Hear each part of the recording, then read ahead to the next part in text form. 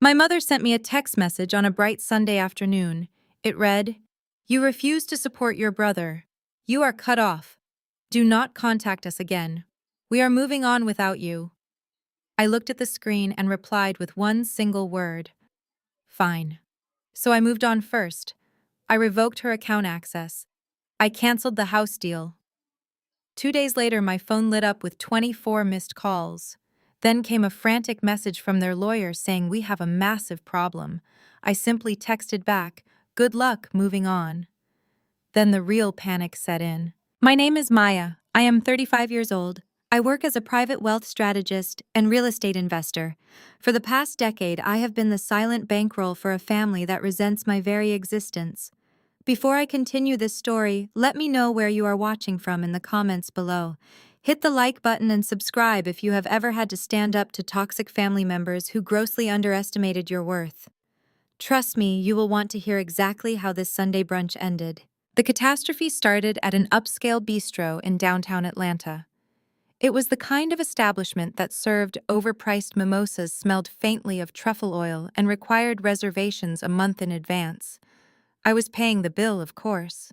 I always paid the bill. Across the table sat my mother, Brenda. She was wearing a St. John knit suit that I bought her for Mother's Day, her hair perfectly pressed for church earlier that morning. Next to her was my younger brother, Trey. At 32 years old, he was perpetually between business ventures and constantly on the verge of his next big break. Clinging to his arm was his wife, Lindsay.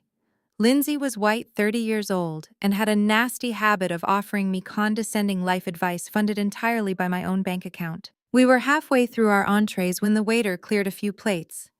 That was when Lindsay reached into her oversized designer tote bag. She pulled out a thick, glossy real estate brochure and slid it across the white linen tablecloth, pushing my water glass out of the way to place it right in my personal space. I glanced down. It was a custom-built home in a gated community in Buckhead. The asking price was printed in bold gold letters at the bottom. $1.2 million. I looked up at her, waiting for the punchline. Lindsay leaned forward. She rested her elbows on the table, her tone dripping with that faux sweetness she always used when she was about to ask for something completely outrageous. "Maya, we finally found our absolute dream home," Lindsay said, clasping her hands together dramatically. "We are supposed to close in 3 days. The escrow is all set up, but the lender is being completely ridiculous about Trey's income history. They are demanding that we provide a guarantor, so we brought the paperwork for you to sign today." I stared at her. I genuinely struggled to process the sheer audacity of the request. I had already gifted them $50,000 for their wedding 2 years ago. I currently paid the premium on their car insurance. Now they expected me to co-sign $1 million mortgage for a man who had not held a steady corporate job since the Obama administration. I pushed the heavy brochure back across the table with my index finger. "Congratulations on finding a house you like," I said, keeping my voice incredibly low and steady. "But I will not be signing any guarantor paperwork." Trey rolled his eyes immediately. He slumped back in his chair like a scolded teenager being told to do his chores. "Come on, Maya, it is literally just a signature. My new consulting firm is going to take off next quarter. I already have leads. I will make all the monthly payments. You will not even notice it is on your credit report." Lindsay let out a loud, dramatic sigh, shaking her head as if dealing with a stubborn child. "Honestly, Maya, I do not understand why you are being so difficult and defensive about this. You make 7 figures a year. You are single. You do not have kids. You are just hoarding all that wealth for absolutely no reason. Family is supposed to help family build generational wealth. It is simply the right thing to do." The phrase generational wealth coming from Lindsay's mouth almost made me laugh out loud right there in the dining room. She was talking about my wealth, not generations of it. She wanted the generational wealth that I built by working 80-hour weeks, while her husband played video games and pretended to be an entrepreneur. Before I could even formulate a response to that ridiculous statement, my mother slammed her hand flat against the table. The heavy silver cutlery clattered loudly. Several heads turned in our direction from nearby tables, but Brenda did not care. She leaned in toward me, her eyes narrowing with that familiar fiery judgment she reserved only for me. "Do not embarrass us in this nice restaurant," Maya, my mother, hissed through her teeth. "Your brother is trying to build a solid foundation for his wife. He is stepping up to be the man of his household. You have more money than you know what to do with, yet you sit there hoarding it out of pure selfishness and spite. You have always been jealous of Trey. You are bitter because he found true love, and you are sitting here alone with nothing but your spreadsheets and your empty house." The table fell completely silent. The ambient noise of the restaurant seemed to fade away. Trey looked incredibly smug, crossing his arms over his chest. Lindsay looked vindicated, taking a slow sip of her mimosa. My mother looked at me with a coldness that finally snapped the last heavy thread of obligation I had tied around my own neck for a decade. For 35 years, I had been the scapegoat. I was the one who was never quite good enough, never quite traditional enough, never quite obedient enough. Yet I was always the one expected to fund their perfectly curated lives. I did not yell. I did not cry. I did not offer a single word of defense. I simply reached into my designer purse, pulled out a crisp $20 bill, and set it gently next to my half-empty coffee cup. "I am paying for my black coffee," I said quietly. I stood up and smoothed the wrinkles from my skirt. "The rest of this extravagant brunch is on the golden child." I turned my back on them and walked out of the restaurant. I ignored the frantic sound of my mother calling my name in a hushed, furious whisper. I kept my head held high, my heels clicking rhythmically against the hardwood floor as I walked past the host stand and out the heavy glass doors into the warm Atlanta afternoon. The valet brought my Mercedes around to the front.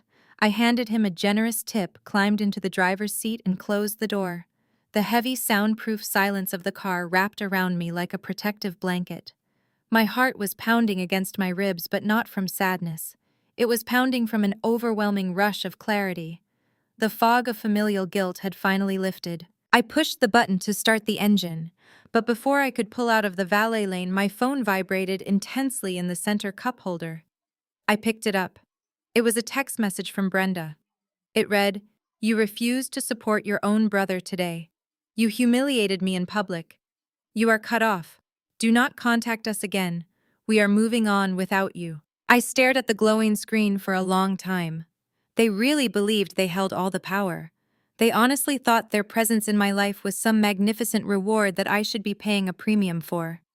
My mother thought cutting me off was a punishment that would bring me crawling back with an apology and a signed mortgage document. I typed a single word in response. "Fine," I hit send. I hit. Then I took a deep breath, reached into the passenger seat, and pulled my sleek silver laptop from my leather briefcase. I opened it right there in the driver's seat of my car. I connected the laptop to my mobile phone hotspot and opened my web browser. I navigated directly to my private banking portal and typed in my master password. My mother wanted to be cut off. She wanted to move on without me. I decided in that exact moment to grant her wish with surgical precision. I was going to give them exactly what they asked for, and I was going to start right now. The soft glow of my laptop screen illuminated the dark interior of my car.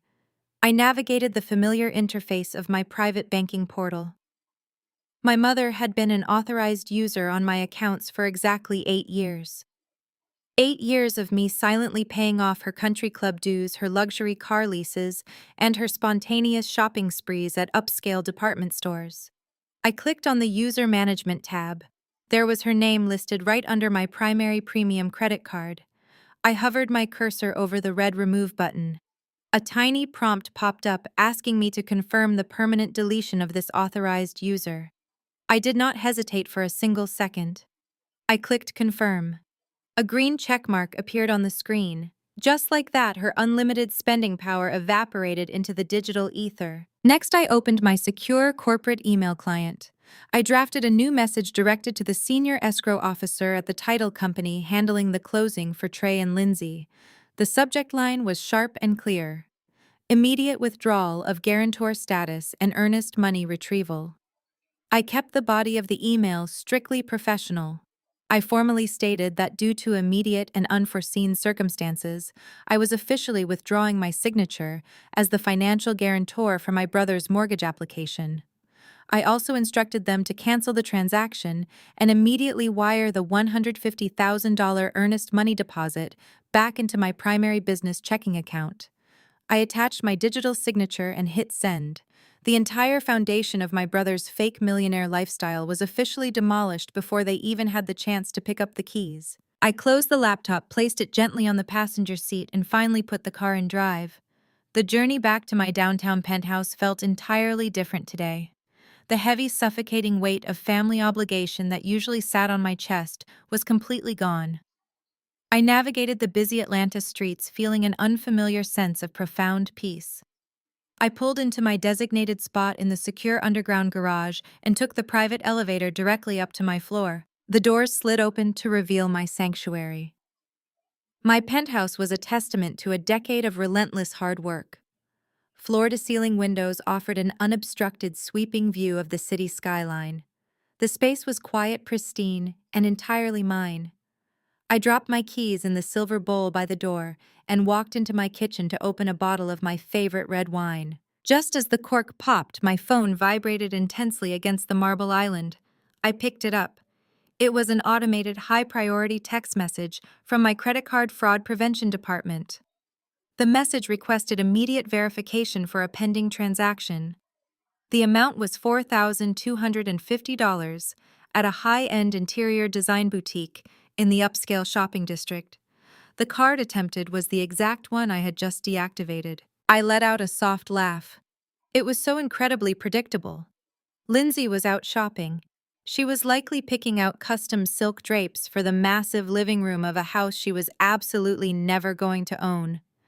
I could perfectly picture her standing at the polished checkout counter, wearing her designer sunglasses indoors, bragging to the sales associate about her wealthy husband. She was trying to spend my hard-earned money while simultaneously telling me I was a selfish spinster just an hour prior. The automated text gave me two options. Reply 1 to approve the charge, reply 2 to decline the charge and report the card as stolen. I tapped the number 2. I hit send. A few seconds later, a secondary automated response confirmed that the transaction was blocked, the account was flagged, and the merchant had been instructed by the terminal to confiscate the physical plastic card. Lindsay was currently standing at a luxury register with a declined card, a confiscated piece of plastic, and a very confused cashier. I set the phone down and poured my wine. The dark ruby liquid filled the crystal glass. I picked up my phone one final time. I swiped down on the control center and tapped the airplane icon. The cellular signal bars disappeared instantly. There would be no frantic phone calls getting through tonight. There would be no manipulative text messages demanding an explanation. I walked over to the massive windows and looked out over the glittering lights of the city below. I took a slow, deliberate sip of the wine. It tasted like absolute victory. I smiled into the quiet room. They wanted to move on. Let us see how far they get on foot. Monday morning arrived with the crisp efficiency I loved. I walked into the glass-enclosed conference room of my firm at exactly 8 o'clock, carrying a fresh coffee and a renewed sense of purpose. My lead acquisitions director, Malik, was already sitting at the long mahogany table. He was projecting our latest quarterly financial reports onto the massive screen. We were finalizing the acquisition of a 40-unit luxury commercial plaza in Midtown Atlanta. The deal was worth $22 million, and we were closing it entirely with our own capital. There were no outside investors. There were no predatory bank loans. There was only the immense wealth I had strategically built over the last 10 years through relentless dedication and flawless execution. Malik slid a thick leather-bound portfolio across the polished table. He tapped the cover with his silver pen. We have the final signatures from the sellers, Maya. The Midtown Plaza is officially ours. I just need your final authorization on the wire transfer for the remaining $8 million to clear escrow. I opened the folder, reviewed the top sheet, and signed my name smoothly on the dotted line. Excellent work, Malik. Let us move forward with the renovations on the second floor by next week. I want those new tenant leases drafted by Friday. He smiled broadly, gathering the papers back into a neat stack. You know, I was talking to the commercial brokers yesterday. They could not believe a 35-year-old black woman was swallowing up prime Midtown real estate this aggressively. They practically begged me to tell them if you came from old money or had some secret billionaire backer. I let out a sharp, genuine laugh that echoed in the quiet conference room. Old money, I repeated, shaking my head. No, Malik. I do not come from old money. I am the bank for my family, not the other way around. If those brokers knew my mother just tried to force me to co-sign $1 million residential mortgage for my unemployed brother yesterday, they would probably report me to the Financial Regulatory Board for gross negligence. Malik stopped organizing his folders. He looked at me with a mixture of profound respect and absolute disbelief. I will never understand your family dynamic, Maya. I really will not. They treat you like you are their personal, unlimited ATM, yet they speak to you like you are the unpaid intern. You literally employ 30 people, own half this commercial block, and manage an 8-figure portfolio. Yet your brother acts like he is the mogul of the family because he bought a domain name for a fake consulting business. They see exactly what they want to see, I replied calmly, snapping my briefcase shut. To them, I am just the single sister who should be eternally grateful they allow me to pay for their extravagant dinners and fund their fake lifestyles. But you do not have to worry about my family draining our capital anymore. That arrangement officially expired yesterday afternoon. At 2 o'clock that afternoon, I left my office building and drove to the financial district to meet with my personal corporate attorney, Elena. Elena was an absolute shark in the courtroom. She was brilliant, ruthless, and the only person on earth who knew the complete, unvarnished truth about my family's hidden financial reality. I walked into her corner office and sat down in the plush leather guest chair opposite her desk. She immediately handed me a stack of documents bound in heavy blue legal folders. I assumed you would be coming in today, Elena said, adjusting her designer glasses.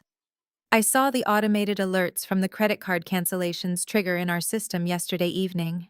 I also saw the earnest money withdrawal request you sent to the title company.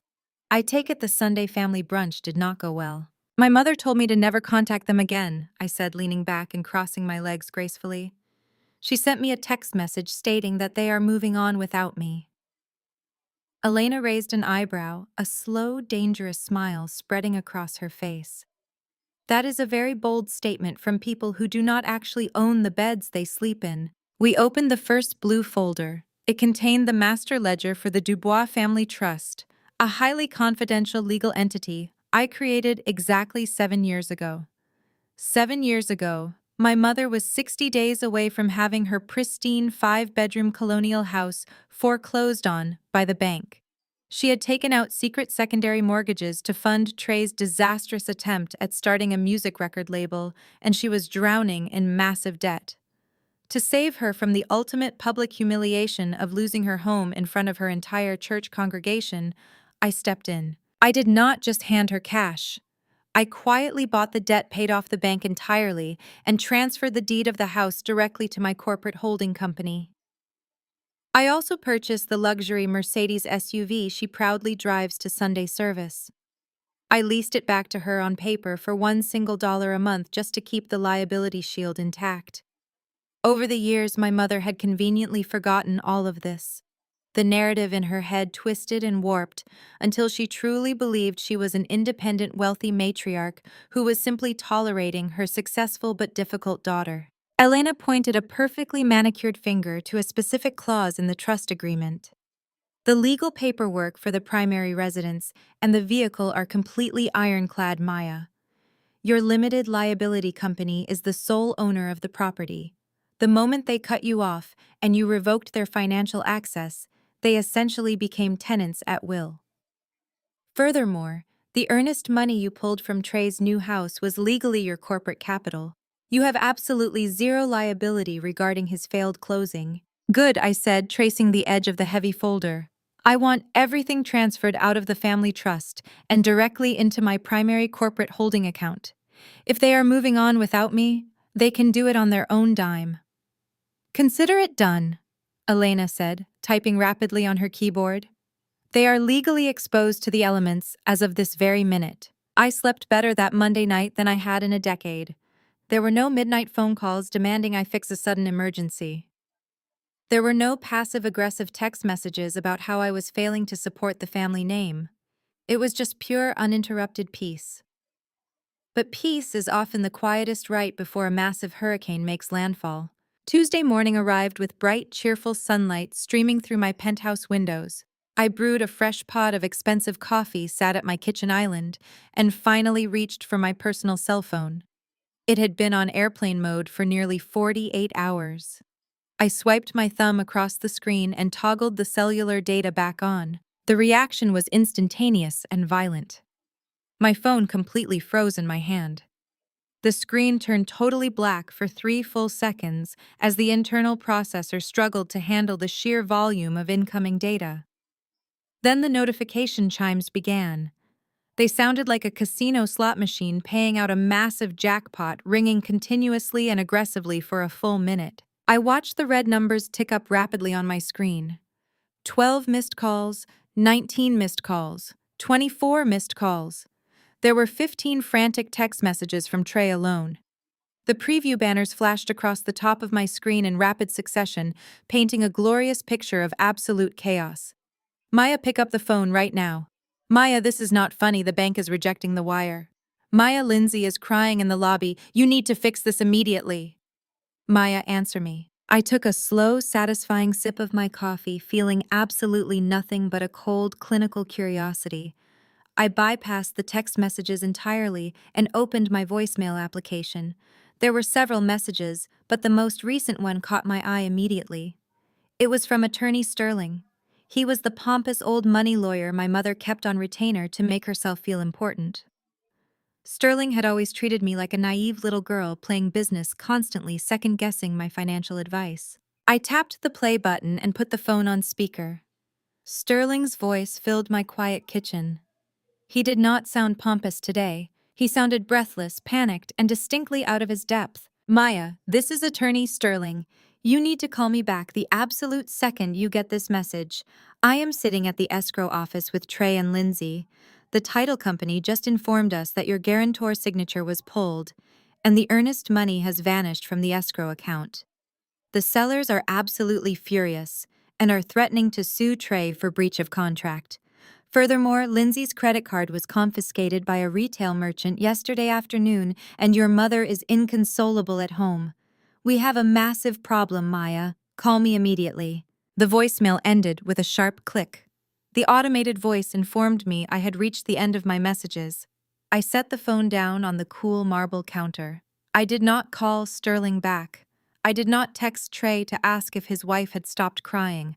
I simply opened a new text thread, typed in Attorney Sterling's number, and sent a single, devastating sentence. Good luck moving on. I set the phone down on the cool marble counter after sending that text to the lawyer, but the kitchen did not stay quiet for long. Almost immediately, the screen illuminated again, vibrating violently against the stone. It was call number 25. The caller identification displayed my mother's name in bold letters. I took another slow, deliberate sip of my coffee, savoring the rich flavor of the dark roast, and finally reached out. I swiped the green accept button and lifted the device to my ear. I did not say hello. I simply waited. Maya, my mother screamed into the receiver. There was no greeting. There was no hesitation. Just pure, unadulterated panic completely disguised as self-righteous rage. What on earth did you do?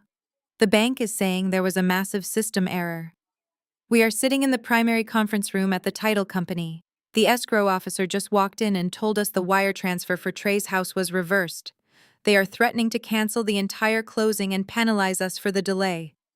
Call your private wealth representative right now and fix this error immediately. I leaned back against the kitchen island, staring out at the expansive view of the Atlanta skyline. My heart rate did not elevate. My breathing remained perfectly steady. There is no bank error, Brenda. I replied, my voice completely devoid of emotion. The system executed my exact commands. What are you talking about? My mother demanded, her voice cracking slightly. Put the money back.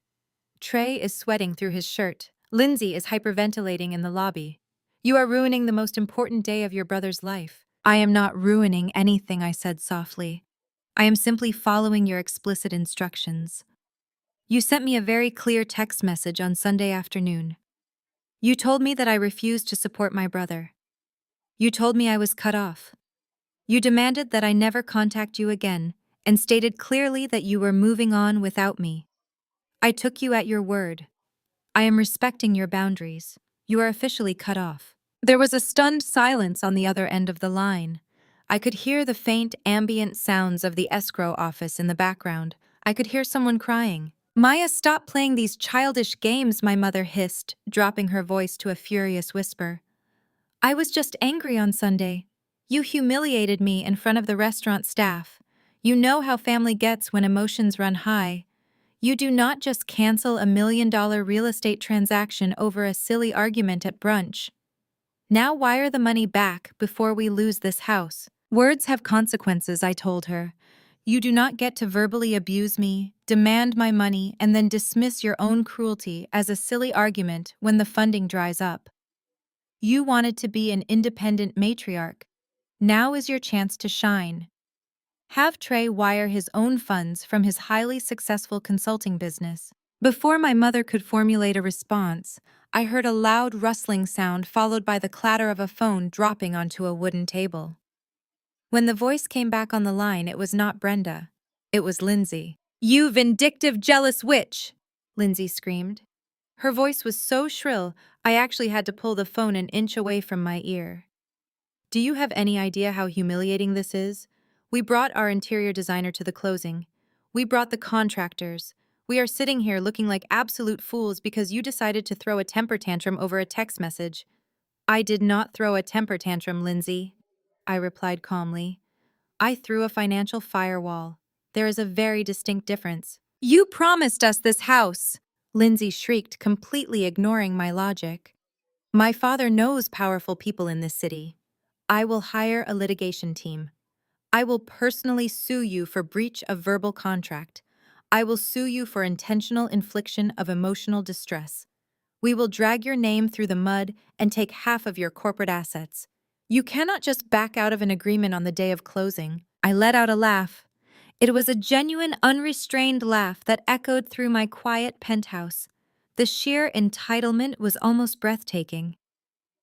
Lindsay, I said, let me give you some free legal advice since your current attorney seems to be struggling. First, the statute of frauds requires all real estate agreements to be in writing to be legally enforceable. We have no written contract. Second, you cannot sue someone for breach of a verbal contract when they were acting as a charitable guarantor for a loan you could never afford in the first place. You have absolutely zero legal grounds, and any judge would throw your case out before lunch. Lindsay was sobbing now, a loud theatrical display meant to garner sympathy from whoever was standing nearby. You ruined my dream home. You ruined my life. Actually, I countered, keeping my tone perfectly surgical. I think you are ruining your own life quite efficiently. And before you start interviewing litigation teams to sue me, you might want to find a way to settle your immediate debts. What are you talking about? Lindsay snapped her, crying, pausing for a fraction of a second. I walked over to my laptop, tapped the spacebar to wake the screen, and opened my email inbox. I was talking about your celebratory pre-closing brunch, I explained. About 20 minutes ago, I received a very urgent email from the general manager of the Oak Ridge Country Club. It seems you and Brenda decided to host a champagne breakfast for 8 of your closest friends this morning to celebrate your new mansion. The manager informed me that when the waiter presented the $2,000 bill, Brenda handed him her black card. The line went completely dead quiet. I could practically hear the color draining from Lindsay's face. The card declined. I continued enunciating every single syllable clearly. The manager tried it 3 times. It was rejected every single time. He then asked Brenda for an alternative form of payment, which she apparently could not provide. He emailed me because I am the primary account holder who usually clears your extravagant tabs. But I replied and informed him that I am no longer responsible for any debts incurred by my mother or her guests. There was nothing but the sound of ragged breathing on the phone. The manager was very understanding, I said, smiling into the empty room. He noted that since you consumed $2,000 worth of imported champagne and seafood without the means to pay, He would be holding you in the manager's office until the police arrived to file a theft of services report. Unless, of course, you can find someone else to pay the bill. I suggest Trey use his imaginary consulting revenue. You are a monster, Lindsay whispered, her voice trembling with genuine terror now. No, Lindsay, I replied. I am just a woman who finally woke up. Enjoy your walk home. I tapped the red button and ended the call. I placed the phone face down on the counter and took a deep breath. The purge was fully underway, and they were finally realizing that the ground they stood on had never been theirs at all. I walked away from the kitchen island, leaving my phone face down on the marble counter. The silence in my penthouse was absolute perfection. I had just dismantled their entire morning, but I knew the theatrics were far from over. My mother and Lindsay would eventually figure out a way to escape the country club manager's office, and when they did, they would immediately run to their favorite enabler. Sure enough, less than an hour later, a high-priority notification flashed across my laptop screen. It was an email from the law offices of Richard Sterling. The subject line was written in bold red capital letters. It read, "Urgent cease and desist, and notice of imminent litigation." I clicked open the message and leaned back in my ergonomic leather chair. Sterling had clearly drafted the email in a state of sheer panic, likely while Trey was sweating through his designer suit in the escrow office lobby. The language was heavy, aggressive, and entirely baseless. He used every intimidating legal buzzword he could think of to try and force my hand. He formally demanded the immediate reinstatement of the $150,000 earnest money deposit to the title company.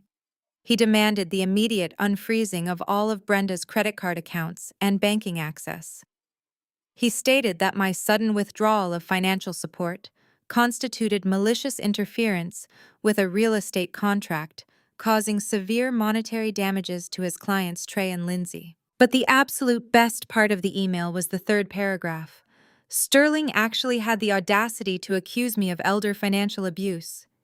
He claimed that by abruptly cutting off my mother's access to funds she had historically relied upon for her daily survival, I was intentionally inflicting distress on a vulnerable senior citizen. He gave me exactly 2 hours to reverse my actions, or he threatened to file an emergency motion with the Fulton County Superior Court by the end of the business day. I had to laugh out loud.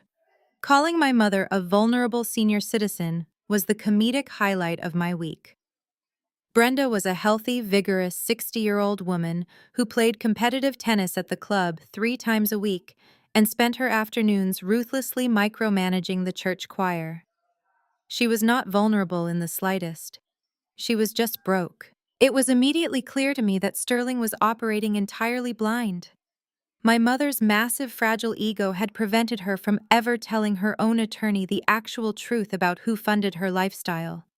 She wanted Sterling to think she was an independently wealthy matriarch dealing with a rebellious daughter. She had never disclosed to him that I was the sole financial pillar holding up her entire existence. I did not call my corporate lawyer Elena. I did not need to waste her hourly rate on this. I already had the exact weapon I needed sitting right on my hard drive. I clicked the reply button on Sterling's email. I did not write a lengthy emotional defense. I did not argue with his ridiculous claims of elder abuse or try to justify my actions. When you hold all the cards, you do not need to explain yourself to the opposing counsel. I typed one single polite sentence. Please review the attached documentation regarding my actual legal and financial obligations to your client. I opened my secure local files and found the master document Elena and I had reviewed just yesterday. It was a scanned copy of the recorded deed to the massive 5-bedroom colonial house my mother lived in, along with the binding promissory note she had signed 7 years ago when I quietly saved her from a public foreclosure.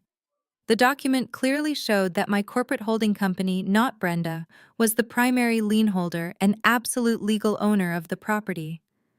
I also attached the vehicle registration for her luxury SUV, which was similarly owned by my corporate entity. I attached the heavy PDF file to the email. I clicked send and watched the little progress bar shoot across the screen. But I knew Attorney Sterling.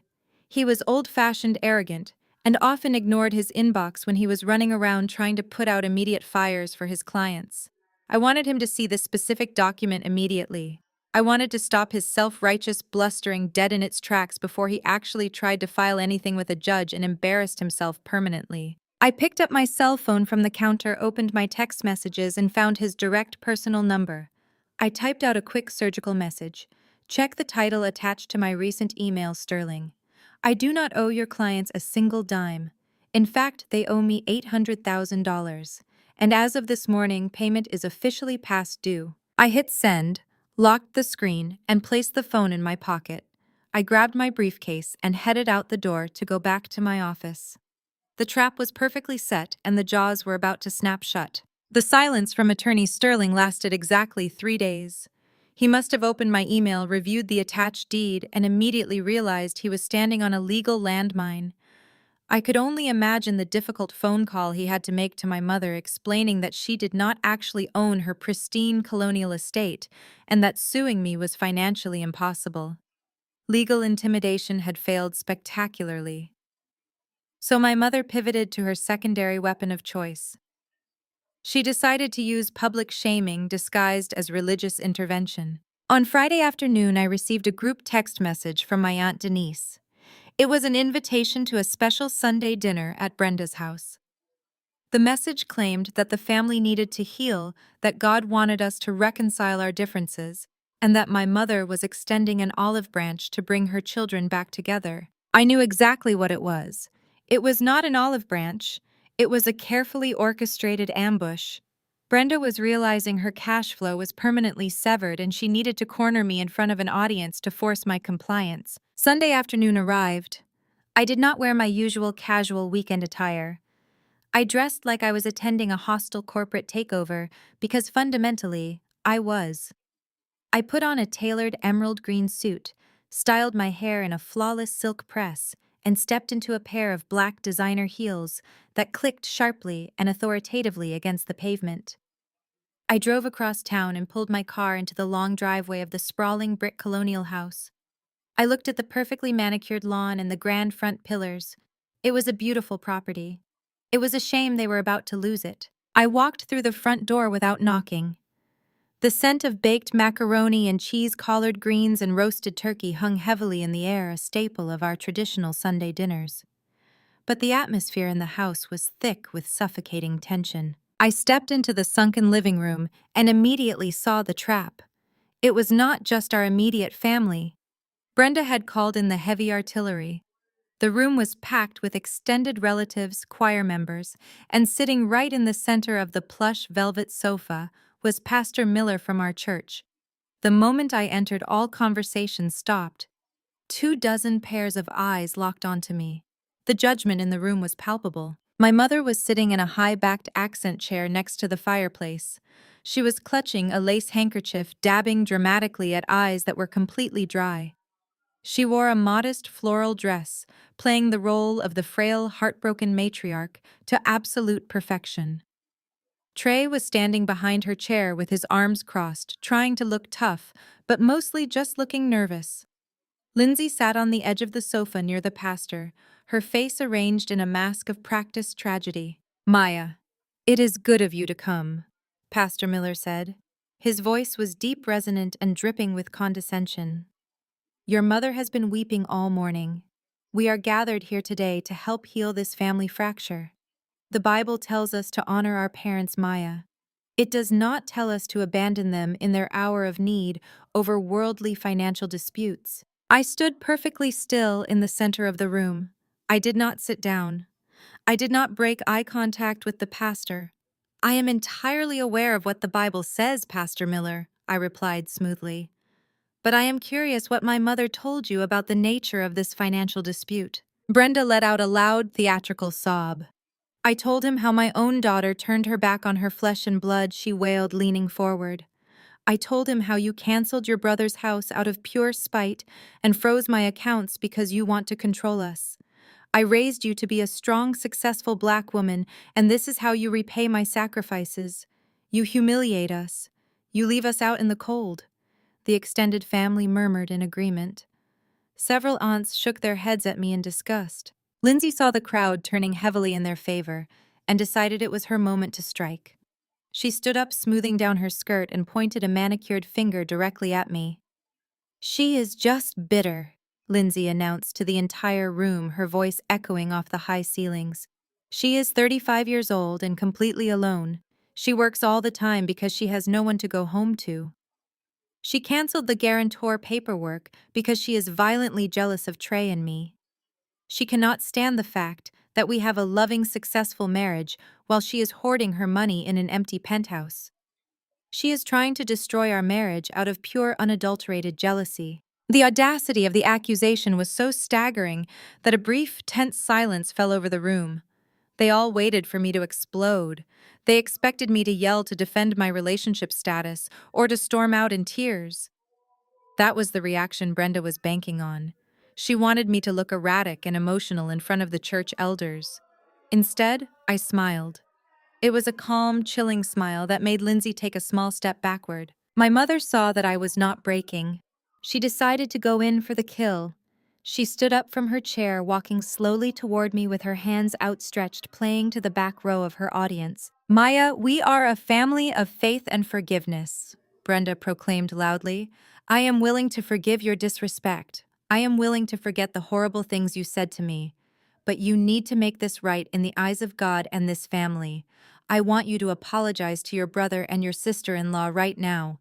And then I want you to sit down at that dining table, write a cashier's check to the title company, and reinstate the funds for their home. If you do that, we can welcome you back into this family with open arms." She stood a few feet away from me, looking incredibly smug. She honestly believed that the combined pressure of the pastor, the extended family, and the heavy weight of cultural expectation would force me to submit. She thought the fear of being ostracized from the community would make me open my checkbook. I looked around the room. I looked at the pastor who judged me without knowing the truth. I looked at the aunts who happily ate the food my money had purchased. I looked at my brother who was too much of a coward to speak for himself.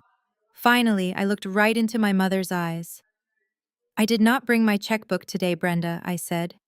My voice was quiet, but it carried to every single corner of the silent living room. Brenda frowned, her theatrical mask slipping for just a fraction of a second.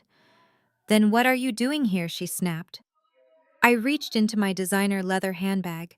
My hand brushed past my wallet and my keys until my fingers grasped the thick, textured paper I had brought with me.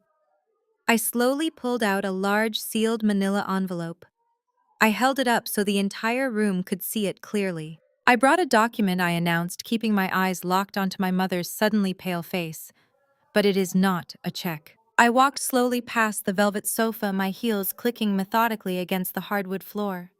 I ignored Lindsay's wide eyes and Pastor Miller's confused frown. I walked straight to the head of the massive mahogany dining table directly in front of my mother. I untied the red string of the thick manila envelope, reached inside, and pulled out a single crisp sheet of legal paper. I placed it face up on the polished wood right next to the crystal water pitcher. Brenda looked down at it, her brow furrowing. She reached out and picked it up. Her eyes scanned the bold black text at the top of the page. I watched the blood completely drain from her face. Her hand began to tremble so violently that the paper shook in her grip. "What is this?" she whispered, her voice entirely stripped of its previous theatrical confidence. "That is a formal, legally binding 30-day notice to vacate," I announced. My voice was calm, steady, and loud enough to reach the relatives hovering in the hallway. "It was filed with the county clerk on Friday morning. It means you have exactly 1 month to pack up your belongings and leave my property." A collective gasp rippled through the living room. Aunt Denise dropped her fork onto her porcelain plate with a loud clatter. "Your property," Pastor Miller interjected, standing up from the sofa. He looked deeply offended. "Maya, this is your mother's home. You cannot simply forge a fake eviction notice because you are angry. That is cruel and unchristian." I turned to face the pastor. I reached back into the manila envelope. "Pastor Miller, you preached earlier about honoring thy mother and not abandoning family over worldly financial disputes. You sat in my house eating food purchased with my money and allowed my mother to paint me as a selfish, rebellious daughter. Let me show you exactly what my worldly finances have been doing for this family." I pulled out a thick stack of printed bank statements bound together by a heavy binder clip. I tossed the heavy stack directly onto the center of the dining table. It landed with a loud, satisfying thud. 5 years ago, I explained, looking around the room at the sea of shocked faces. This beautiful colonial house was exactly 60 days away from being auctioned off on the courthouse steps. My mother had secretly taken out a massive second mortgage to fund Trey's disastrous attempt at starting a music record label. She defaulted on the loans. She was drowning in massive debt. To save her from public humiliation, I stepped in. I did not just give her a loan. I bought the debt. I paid off the bank completely. I transferred the deed to my corporate holding company. I pointed at the thick stack of papers on the table. Every single mortgage payment, every property tax bill, every homeowner association fee, and every utility cost for the last 5 years is documented in those statements. The amounts are highlighted in bright yellow. Feel free to pass them around. Total silence descended upon the house. It was a heavy, suffocating silence. Nobody moved for a long moment. Then my Aunt Denise, who had always been the biggest gossip in the congregation, slowly reached out and picked up the top statement. She adjusted her reading glasses. Her eyes widened as she read the payee name and the massive balance I had cleared. She silently passed it to the choir director standing next to her. Brenda lunged forward, trying to snatch the papers out of their hands. "Give those back," she shrieked, her carefully crafted image shattering into a million pieces right in front of her church community. "This is private family business. You have no right to look at those." It stopped being private family business the moment you invited the entire congregation here to publicly shame me, I replied coldly. "You wanted an audience, Brenda. Now you have one." I turned my attention to Lindsay. She was still sitting on the edge of the sofa, but her posture had completely collapsed. She looked physically ill. The arrogant smirk she wore just 10 minutes ago was entirely gone. "And as for you, Lindsay," I said, making sure my voice carried, "you sat there and accused me of being a bitter spinster who is jealous of your wealthy husband. Take a good look at those papers. Your husband does not have any wealth. He has never had any wealth. The luxury vacations you took, the designer bags you carry, and the car you drive were all subsidized by my bank accounts. Trey has not had a job in 2 years. The consulting business is a complete fantasy. I am the only reason you two are not currently living in a one-bedroom apartment." Lindsay slowly turned her head to look at Trey. Her face was pale and twisted with horror. "Trey?" She whispered, her voice shaking uncontrollably. "Trey, tell me she is lying. Tell me you own your consulting firm. Tell me we have money." Trey did not look at her. He was staring at the floor, his face flushed a dark, angry red. The public emasculation was absolute. He had spent his entire adult life coasting on my mother's praise, and my money playing the role of the successful patriarch. Now, in front of his wife, his extended family, and his pastor, he was exposed as a complete fraud. He could not handle the humiliation. The overwhelming shame rapidly mutated into explosive, uncontrolled rage. "Shut your mouth!" Trey roared. He pushed past our mother, knocking her accent chair backward. He charged across the living room carpet, his fists clenched tightly at his sides, his eyes wide and furious. He was closing the distance between us incredibly fast, fully intending to use physical intimidation to silence me, since his financial facade had completely burned to the ground. Lindsay screamed his name. Aunt Denise covered her mouth. I did not move a single muscle. I did not flinch, and I did not step back. Just as Trey reached the edge of the dining table, preparing to lunge across the hardwood floor toward me, a massive shadow detached itself from the hallway leading to the kitchen. A man stepped directly into the light, placing himself squarely between me and my furious brother. He was 6 feet 4 inches tall, wearing a perfectly tailored black suit, and possessed the broad, imposing build of a former defensive lineman. This was Marcus, the private executive security contractor I had hired the moment I received my mother's dinner invitation. I knew exactly how volatile Trey could get when his ego was threatened, and I never walked into a trap unprepared. Marcus raised one massive hand and placed it flat against the center of Trey's chest. He did not shove him. He simply stopped his forward momentum entirely, like a brick wall suddenly appearing in the middle of the room. Take a step back, Sir Marcus said. His voice was deep, gravelly, and commanded absolute authority. There will be no physical contact today. Trey froze. The blind rage in his eyes flickered, immediately replaced by the stark realization that he was completely outmatched. He looked at the massive security guard, then looked over the guard's broad shoulder at me. He was breathing heavily, his chest heaving, but he did not dare move another inch forward. Marcus did not break a sweat. He stood there like a monolith, his massive hand resting effortlessly against Trey's chest. I watched my brother's chest heave as he struggled to process the reality that he could not bully his way out of this situation. He was completely trapped in his own failures. Physical intimidation will not put money in your bank account, Trey, I said quietly. I stepped out from behind Marcus, closing the distance between me and my brother until I was standing just a few feet away from him. It will not pay your mother's mortgage, and it certainly will not keep up the illusion that you are a successful businessman. Trey glared at me, his fists still trembling, but he took a slow step backward. Marcus dropped his hand, but remained perfectly positioned to intercept any sudden movements. I turned my attention back to the dining table, addressing my mother, who was still staring in absolute horror at the stack of bank statements. You thought you were being so incredibly clever, Brenda, I said. You thought I did not notice the extra withdrawals. You thought I was too busy working to see that you were siphoning $10,000 a month from the accounts I managed just to secretly fund Trey's imaginary consulting firm. Brenda flinched as if I had struck her. I was investing in his future, she stammered, her voice barely a whisper. A mother is supposed to support her son's dreams. You were not investing, I corrected her sharply.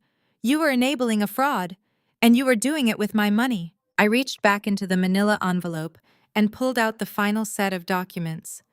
I held up a crisp official printout from the State Business Registry alongside a detailed forensic accounting summary that my corporate team had finalized on Friday. Let us talk about this highly successful consulting business, I announced to the room. The room was so quiet you could hear the grandfather clock ticking in the hallway.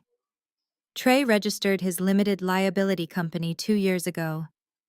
According to these official tax filings and the forensic audit of his business accounts, he has not secured a single paying client since the day he opened his doors.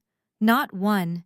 His total gross revenue from actual consulting work is exactly $0. A heavy, suffocating silence blanketed the living room. Aunt Denise let out a soft gasp. Pastor Miller shook his head slowly, looking deeply disappointed. So where did all the money go? I asked rhetorically, pacing slowly in front of the velvet sofa. Where did the hundreds of thousands of dollars that my mother secretly funneled to him end up? I looked directly at Lindsay. She was gripping the edge of the sofa cushions so tightly her knuckles were completely white. I read from the top sheet of the forensic audit. $50,000 was wired directly into an offshore cryptocurrency exchange that collapsed 3 months later. Total loss. Another $40,000 was spent on luxury car leases, and the rest I flipped to the second page. The rest was spent on first-class plane tickets to Tulum, 5-star hotels in Paris, and designer handbags from boutiques in Buckhead. I tossed the audit report onto the table next to the eviction notice. Your entire marriage is funded by my charitable donations, I said to Lindsay. Her face was completely drained of color. Your husband is not a self-made entrepreneur. He is a 32-year-old man living on a secret allowance provided by his younger sister. Every time you brag to your friends about your wealthy husband, you were actually bragging about my work ethic. Every time you told me I was hoarding wealth, you were wearing clothes I had unknowingly purchased for you. Lindsay looked as though she was going to be physically sick. She slowly turned her head to look at Trey. The golden child was standing near the fireplace, looking down at his expensive leather shoes. He could not even make eye contact with his own wife. Trey, Lindsay whispered, her voice cracking with a mixture of profound embarrassment and rising anger. Tell me this is a lie. Tell me you did not use your mother's money to buy my anniversary gifts. Tell me you actually have clients. Trey swallowed hard. He opened his mouth to speak, but no words came out. The definitive proof was sitting right on the mahogany table. There was absolutely nothing he could say to manipulate his way out of a forensic financial audit. You lied to me, Lindsay shrieked, suddenly standing up from the sofa. You told me you were closing a massive corporate contract next week. You told me the $1 million house was entirely within our budget. You let me sit at that title company on Tuesday and humiliate myself in front of the escrow officers while you knew we did not have a single dollar to our names. I was going to figure it out. Trey finally mumbled, his voice defensive but weak. I just needed a little more time to get the business off the ground. The crypto market just took an unexpected hit. It was a temporary cash flow problem. It is a permanent reality, I interrupted coldly. Because the bank is officially closed. I turned to look at my mother. Brenda had sunk back into her accent chair. She looked 10 years older than she had when I walked through the front door. The grand illusion she had spent her entire life carefully curating for the church and the extended family was completely shattered. Everyone in the room now knew that she was completely broke, that her favorite son was a fraud, and that the daughter she had treated like an outsider was the only reason they had a roof over their heads. You have 30 days, Brenda. I said, my tone completely clinical. I highly suggest you spend less time crying to the pastor and more time finding a moving company. I will have my property manager conduct the final walkthrough on the 1st of the month. If the house is damaged in any way, I will sue you for the repair costs. I did not wait for her response. I did not need to hear another excuse or another desperate plea for family unity. I had delivered exactly what I came to deliver. I smoothed the front of my emerald green suit, picked up my designer handbag, and turned my back on the dining room. Let us go, Marcus, I said. Marcus nodded silently, stepping aside to let me pass before taking his position closely behind my right shoulder. I walked through the heavy silence of the living room, feeling the shocked stares of my aunts, uncles, and cousins burning into my back. I did not care. Their opinions had never paid my bills, and their judgment held absolutely no power over me anymore. I reached the grand foyer and placed my hand on the polished brass doorknob. I pulled the heavy front door open, letting the warm afternoon air flood into the suffocating house. But before I stepped out onto the front porch, I paused. I looked over my shoulder, my eyes finding Lindsay one last time. She was standing near the sofa, sobbing into her hands, while Trey tried and failed to comfort her. By the way, Lindsay, I called out, my voice cutting cleanly through her dramatic weeping. I gave her a polite, almost friendly smile. You might want to check the driveway. The repo men are here. Lindsay froze. For a split second, the sheer confusion on her face was almost comical. Then the reality of my words registered, and she practically shoved Trey out of the way, sprinting toward the open front door. The rest of the extended family surged forward, like a flock of startled birds, crowding the grand entryway and spilling out onto the front porch. I stepped out right behind them, completely unhurried, gracefully descending the brick steps while retrieving my keys from my handbag. Out in the driveway, bathed in the warm afternoon sunlight, the scene was absolute perfection. A massive, heavy-duty flatbed tow truck was parked at a sharp angle.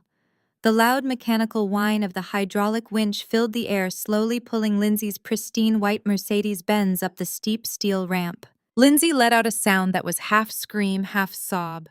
She charged down the driveway, her designer heels clicking frantically against the concrete.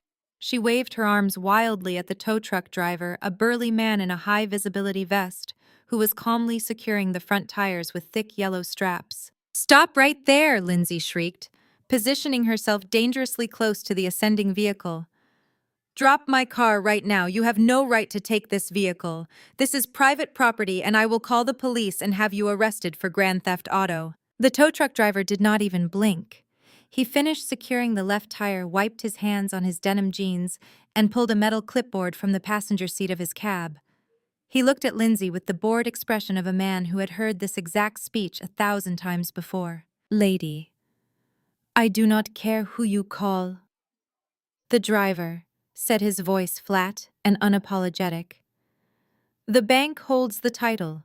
This account is exactly 90 days past due. I have a legal repossession order right here signed by the lien holder. Now please step away from the rig before you get hurt." Lindsay turned to Trey, who had finally jogged down the driveway.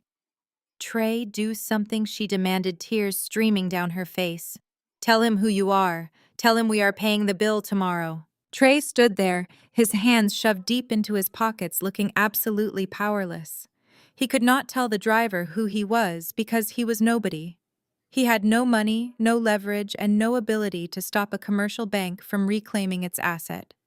He looked up at the neighbors' houses, fully aware that several curtains were twitching as the affluent residents of the gated community peeked out to watch the unfolding humiliation. I walked right past the chaotic scene.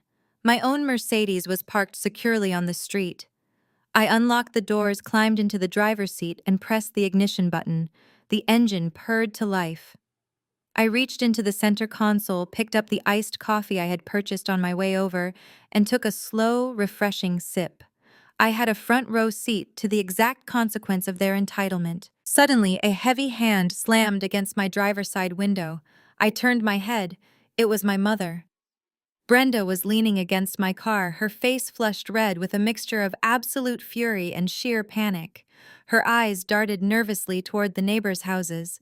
I pressed the button and the tinted window rolled down with a smooth mechanical hum. "Maya, you have to stop this," Brenda hissed, her voice trembling with desperation. "You cannot let them tow that car in broad daylight. The entire neighborhood is watching. The people from church are standing right there on the porch. The humiliation is unbearable. Pay the man. Give him your credit card and clear the balance right now." I rested my arm on the windowsill looking at my mother. It was fascinating to see what truly mattered to her. She was not concerned about the fact that her son had lied to his wife. She was not concerned that her family was entirely broke. Her only concern was the perceived embarrassment of the neighbors witnessing a repossession. Her image was her entire currency, and that currency was currently bankrupt. I swirled the ice in my coffee cup, the sound crisp and clear. "Why would I pay for a car I do not drive?" I asked, keeping my tone perfectly conversational. "Because you are family," Brenda pleaded, gripping the edge of my window. "Because we can talk about the house and the business later, but right now, you need to fix this immediate problem. Please, Maya, do not do this to us." I looked her directly in the eyes. I felt absolutely no guilt. I felt no obligation. The heavy chains of daughterly duty had completely dissolved. "I cannot help you, Brenda," I said softly, giving her a polite, devastating smile. "I am cut off, remember. Move on without me." I pressed the button. The window rolled up smoothly, forcing her to step back to avoid getting her fingers pinched. I shifted the car into drive, pulled away from the curb, and drove down the manicured street without ever checking my rearview mirror. The rest of my Sunday was a masterpiece of tranquility. I went home, ordered gourmet takeout from my favorite Thai restaurant, and watched a documentary. My phone did not ring. My email inbox remained quiet. For the first time in my adult life, I went to sleep without the lingering anxiety of waiting for the next family financial disaster to demand my attention. But a narcissist never truly surrenders. When they lose control of their primary target, they immediately seek out a new audience to validate their victimhood. Monday morning arrived with a bright, early sunrise. I woke up feeling refreshed and deeply rested. I reached over to my nightstand, unplugged my phone from the charger, and opened my screen. Instead of the usual morning news alerts, my notification center was flooded. I had dozens of direct messages on Instagram, several texts from distant cousins I had not spoken to in years, and an urgent message from Aunt Denise. They all contained the exact same link. I sat up against my plush headboard, tapped the link, and was immediately redirected to the Facebook application. The video loaded instantly. It was my mother. She had gone live late Sunday night. She was sitting in her bedroom, positioned perfectly, so the expensive mahogany headboard I bought her was visible in the background. She was wearing a modest high-collared blouse, her hair completely unstyled, and she was crying. It was not the angry, frustrated tears from the dining room. This was a masterclass in theatrical sorrow. "To all my prayer warriors and church family," Brenda began, her voice quivering with expertly practiced emotion. "I come to you tonight with a heavy, broken heart. I never thought I would have to share my private pain with the world, but the devil is actively working inside my own home." She paused, taking a deep, shuddering breath, dabbing the corners of her eyes with a tissue. "My daughter Maya has lost her way," she continued, staring directly into the camera lens. The pursuit of money and corporate power has completely hardened her heart.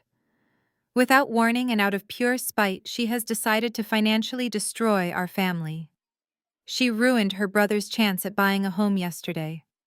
And worse, she has used her wealth to manipulate the title of the house I live in. She handed me an eviction notice. My own flesh and blood is trying to throw a 60-year-old woman out onto the street. I watched the live viewer comments scrolling rapidly across the bottom of the screen. Her church followers were eating it up. The comments were a sea of praying hands emojis and vicious condemnations directed at me. People were calling me a disgrace, a Jezebel, and a toxic daughter who needed to be prayed over. I gave that girl everything. Brenda wept, clutching her chest. I sacrificed my entire life to ensure she had an education and a career. And now that she has her millions, she views her family as disposable trash. Please pray for my family. Pray that God softens her heart before she destroys everything we have built. The video ended. It already had over 5,000 views and hundreds of shares across the local Atlanta church community. My mother had fired her ultimate weapon. Stripped of her secret financial safety net, she had decided to wage a full-scale war on my reputation. She wanted to isolate me completely, hoping the public pressure and the shame of the community would force me to surrender the house and reinstate her lifestyle. I locked my phone and tossed it onto the empty side of the bed. I did not feel panic. I did not feel the urge to cry. I felt a cold, calculating focus settle over me. My mother thought a tearful social media broadcast would intimidate me. She fundamentally misunderstood who she was dealing with. I built corporate empires for a living. If she wanted to turn this into a public war of reputations, I was fully prepared to show her congregation exactly what the devil looked like. By Tuesday morning, the digital assault had reached its absolute peak. My mother's tearful Facebook Live broadcast had spread through our local community like a wildfire in dry brush. When I sat down at my kitchen island with my morning espresso, I opened my direct messages to find an overflowing inbox of pure, unadulterated judgment. Church members who had not spoken to me in a decade suddenly felt uniquely qualified to comment on my morality. A message from Sister Beatrice, the head of the usher board, sat at the top of the list. It read, "Maya, the Lord sees your cruelty. You need to repent and honor thy mother before God strips you of your worldly riches." Right beneath it was a lengthy paragraph from Deacon Hayes demanding that I come to the church office for spiritual counseling because putting a senior citizen on the street was a direct violation of Christian charity. They were all completely blinded by Brenda's theatrical performance. Not a single person asked for my side of the story. Not one of them paused to wonder why an independently wealthy matriarch was suddenly facing eviction. They simply consumed the drama, eager to tear down a successful woman who refused to conform to their expectations. I did not reply to a single message. I simply changed my privacy settings, locked my personal social media profiles, and went to work. I had a multi-million-dollar real estate empire to run, and I refused to let the gossip of a Sunday choir distract me from my Monday morning acquisitions. But while my mother was busy rallying the church congregation, Trey and Lindsay decided to launch a secondary offensive. They quickly realized that social media guilt trips were not going to make me write a check, so they decided to go after the one thing I valued more than my privacy. They went after my professional reputation. I was sitting in my corner office reviewing a zoning permit when my desk phone rang. It was Elena, my corporate attorney. She did not bother with a polite greeting. "Maya, I need you to come down to my office immediately," Elena said. Her tone was sharp and entirely devoid of its usual warmth. "We have a developing situation that requires your direct attention." I took the private elevator down to her floor and walked into her suite. Malik, my lead acquisitions director, was already sitting in one of the leather guest chairs, looking incredibly frustrated. Elena turned her laptop screen toward me. "Trey and Lindsay have been incredibly busy this morning," she said, pointing to a series of forwarded emails. "Because they cannot access your personal funds, they are trying to sabotage your corporate relationships. Trey has been using a burner email account to contact 3 of our primary private equity investors. He has been sending them anonymous tips claiming that your firm is currently under investigation by the IRS for embezzlement." Malik leaned forward, rubbing his temples. And Lindsay found the contact information for the commercial brokers we used for the Midtown Plaza deal. She called them directly claiming to be a concerned family member. She told them you are mentally unstable, that you steal assets from your own relatives, and that doing business with you is a massive liability. I stared at the screen, reading the desperate, poorly written emails Trey had sent. The sheer audacity was almost impressive. They were entirely broke, facing eviction, and their cars were being repossessed. Yet instead of looking for employment, they were spending their weekday mornings trying to destroy the very company that had kept a roof over their heads for a decade.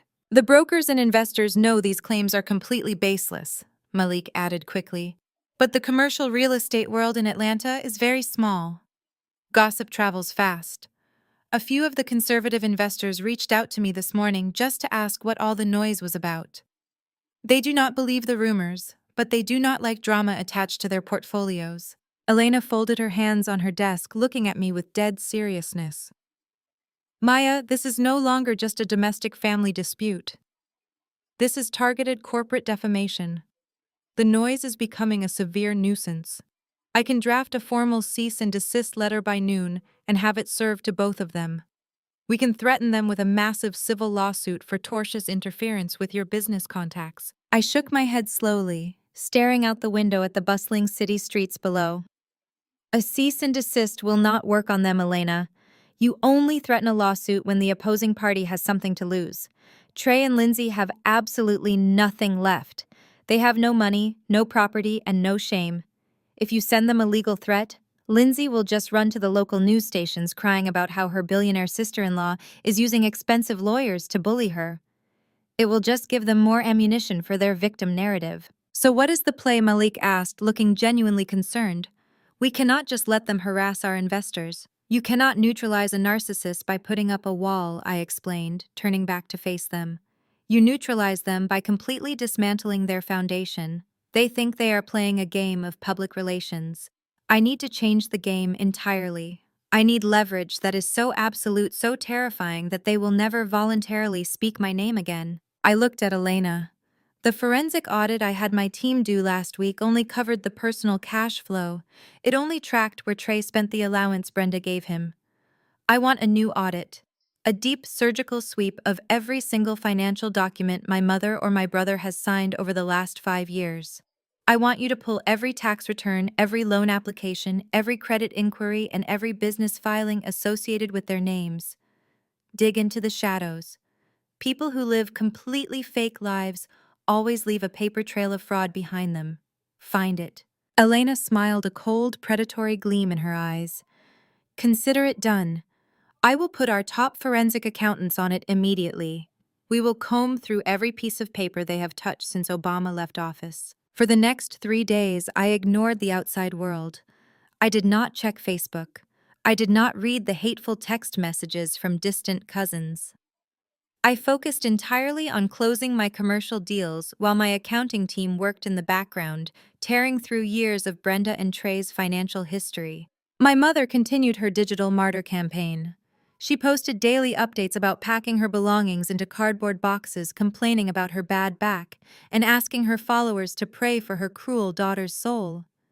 Lindsay posted vague inspirational quotes on her Instagram about surviving toxic family members. They were riding high on the sympathy of strangers, completely unaware that a team of financial surgeons was currently dissecting their lives. On Friday afternoon, the storm finally broke. I was reviewing a lease agreement when a high-priority encrypted file dropped into my secure email inbox. It was from the lead forensic auditor. The subject line was simply, "Urgent review required." I opened the file. It was a scanned copy of a commercial loan application from a regional bank dated exactly 8 months ago. The document was an application for a small business administration loan, a federal program designed to help struggling startups. The requested amount was $100,000, filed under Trey's fake consulting firm. I scrolled down to the guarantor section of the application. The bank had clearly told Trey that his credit score was too low to qualify for federal funds on his own. He needed a cosigner with impeccable credit and substantial verified assets. There, sitting on the bottom line of the 3rd page, was a signature. It was my name, Maya Dubois. Right next to my name was my social security number, my primary corporate tax identification number, and a falsified copy of my driver's license. I leaned closer to the screen, my eyes tracing the loops and lines of the signature. It was a decent forgery, but it was undoubtedly a forgery. The slant of the letter M was completely wrong. I had never seen this document in my life. I had never authorized this loan. I scrolled further down the file. The auditor had attached the disbursement records. The bank had approved the federal loan based on my stolen financial credentials. $100,000 had been wired directly into an account controlled jointly by Trey and my mother. The money was fully depleted within 60 days, spent on their usual array of luxury nonsense and bad crypto investments. A slow, steady calm washed over me.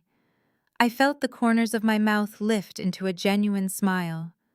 My brother had not just been playing a fake businessman. My mother had not just been an enabler. They had crossed the line from domestic entitlement into serious federal criminality. Forging a signature on a standard bank document was bad enough. Forging a signature to fraudulently obtain a federally backed Small Business Administration loan was a felony. It carried severe mandatory prison time. I picked up my cell phone and dialed Elena's direct line. She answered on the first ring. "Did you review the file the auditors just sent over?" I asked, my voice dangerously quiet. "I am looking at it right now," Elena replied, her tone matching my own cold intensity. "It is a textbook case of identity theft, bank fraud, and wire fraud. They used your corporate credentials to steal federal funds." I stood up from my desk, walking over to the floor-to-ceiling windows overlooking the city. "They wanted a public war," I said, "but they forgot that I own the battlefield. Draft an emergency mediation demand. Send it to Attorney Sterling immediately. Tell him he has exactly 24 hours to get his clients into our conference room, or I am walking this file directly into the local office of the Federal Bureau of Investigation." "Understood," Elena said. I hung up the phone. My mother wanted to ruin my reputation in the church, but I was about to show her exactly what happened when you force a self-made woman into a corner. They did not just waste my money. They committed a felony, and their time was officially up. The 24-hour deadline I gave Elena was met with an unexpected legal maneuver from Attorney Sterling. Desperate to halt the bleeding, Sterling had rushed to the county courthouse first thing Monday morning and filed an emergency injunction to block my 30-day notice to vacate. It was a classic delay tactic, a frantic throw meant to force me into a settlement before the eviction could be executed. The judge granted a temporary stay pending a mandatory mediation session, which is exactly how we all ended up sitting in the stark glass-enclosed conference room of my corporate law firm on Wednesday afternoon. The air in the room was so thick with tension, you could have cut it with a scalpel. I sat on one side of the massive oak table with Elena to my right. We were both dressed in sharp, tailored business suits, our posture relaxed, but intensely focused. We looked like predators, waiting patiently for the prey to exhaust itself. Across from us sat the opposition. Brenda wore a dark, conservative dress, clutching a silver cross necklace tight against her chest. She was doubling down on her grieving mother routine, looking down at the table with an expression of profound, manufactured sorrow. Trey sat next to her, looking physically ill, his eyes constantly darting toward the glass doors as if calculating the quickest escape route. Lindsay, however, sat up perfectly straight, her chin raised in a posture of unearned defiance. She honestly believed that Sterling's injunction had given them the upper hand. She thought the law was finally going to force me back into my rightful place as their silent sponsor. Attorney Sterling opened his expensive leather briefcase with a loud theatrical snap. He spread his documents across the table, adjusted his reading glasses, and cleared his throat. He did not start with legal precedent. He did not cite property law or tenant rights. He went straight for the emotional jugular, attempting to weaponize my own culture and upbringing against me. Maya Sterling began, his voice dripping with heavy condescension and false disappointment. "We are sitting here today because of a gross misunderstanding of familial duty. You are attempting to evict your own mother. A black mother who sacrificed her youth, her energy, and her body to raise you in a world that is already hostile enough to our people. You do not put a black mother on the street. You owe her for giving you life. You owe her respect, and you owe her the security she earned by raising you into the successful woman you are today. I did not blink, I did not shift in my chair, I simply let him talk. This injunction, Sterling continued tapping his expensive metal pen against his legal pad, will hold up in court. We will argue that there was an implied contract of lifelong support based on your decade of financial contributions. We will drag this out in civil litigation for years if we have to, draining your resources and your public reputation. But Brenda does not want that. She is a woman of God. She is willing to forgive this massive lapse in judgment if you simply withdraw the eviction notice today, reinstate the escrow funds for Trey and Lindsay's home, and resume your regular financial support. Lindsay leaned forward, unable to help herself, her face twisting into a sneer. You are making an absolute fool of yourself, Maya. Did you see the Facebook video? The entire church knows what you are doing. Everyone in your hometown thinks you are a monster for treating your family this way. Just sign the settlement paperwork and apologize so we can all go back to normal. Normal. That was the exact word she used. Normal meant me funding her luxury life while she insulted my relationship status at the dinner table. Normal meant my brother pretending to be a corporate mogul while I quietly paid his car insurance. Elena looked at me, a faint razor-thin smile playing on her lips. She leaned back in her ergonomic leather chair, crossing her arms elegantly. She did not object to Sterling's ridiculous legal claims. She did not interrupt Lindsay's arrogant demands. She just let them keep talking, giving them enough rope to hang themselves completely. She knew exactly what I had in my briefcase. When the room finally fell quiet, the air thick with their expectations, they waited for my tearful apology or an angry defensive outburst. I gave them neither. I simply reached down into my black leather bag and pulled out a single thick manila folder. It was much heavier than the envelope I had brought to Sunday dinner. I placed my hands flat on the table, resting my fingertips against the cool wood. Sterling, I said, my voice quiet, steady, and echoing with absolute authority in the glass room. You are speaking to me about implied contracts and lifelong support. You are threatening to drag me through civil court for years based on emotional distress and cultural obligations. I think that is a fascinating strategy. But before we discuss civil litigation, I think we need to address a much more pressing issue regarding your clients. Sterling frowned, his pen hovering over his yellow legal pad. What issue? I slid the heavy folder across the smooth oak table. It glided silently and stopped exactly an inch from Sterling's resting hands. Open it, I instructed. Sterling looked at the folder, then glanced at my mother. Brenda was staring at the manila envelope as if it were a live explosive. Her hands began to shake so violently she had to drop her silver cross necklace and grip the edge of the table. Trey swallowed hard, his face turning an ashen gray, a bead of cold sweat forming at his hairline.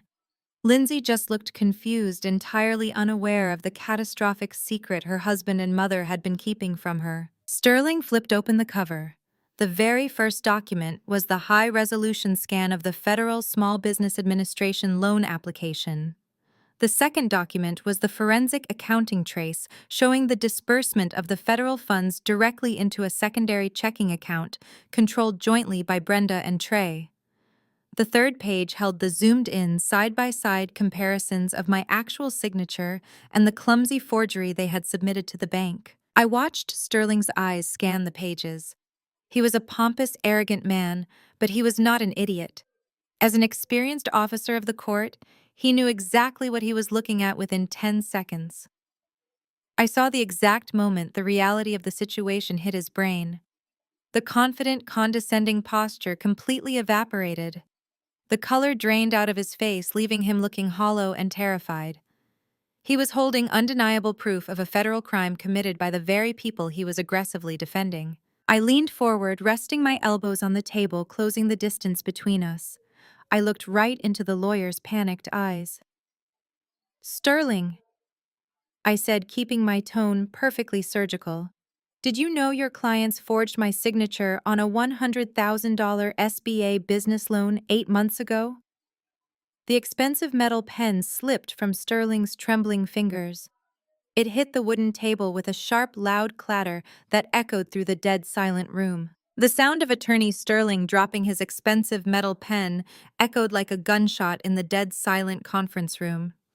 He stared at the side-by-side signature comparison as if the thick legal paper had suddenly caught fire. He did not speak for a long, agonizing minute. He simply read the Small Business Administration loan documents, his eyes darting back and forth between the forged signature and the federal disbursement records. Sterling was an arrogant man who liked to throw his weight around in local civil disputes, but he was not a fool. He knew exactly what he was holding. This was not a minor exaggeration on a tax return or a fabricated residential lease. This was federal wire fraud. It was identity theft. It was the fraudulent procurement of government funds. He slowly pushed his chair back, the legs scraping harshly against the polished floor. He stood up, refusing to look at my mother or my brother.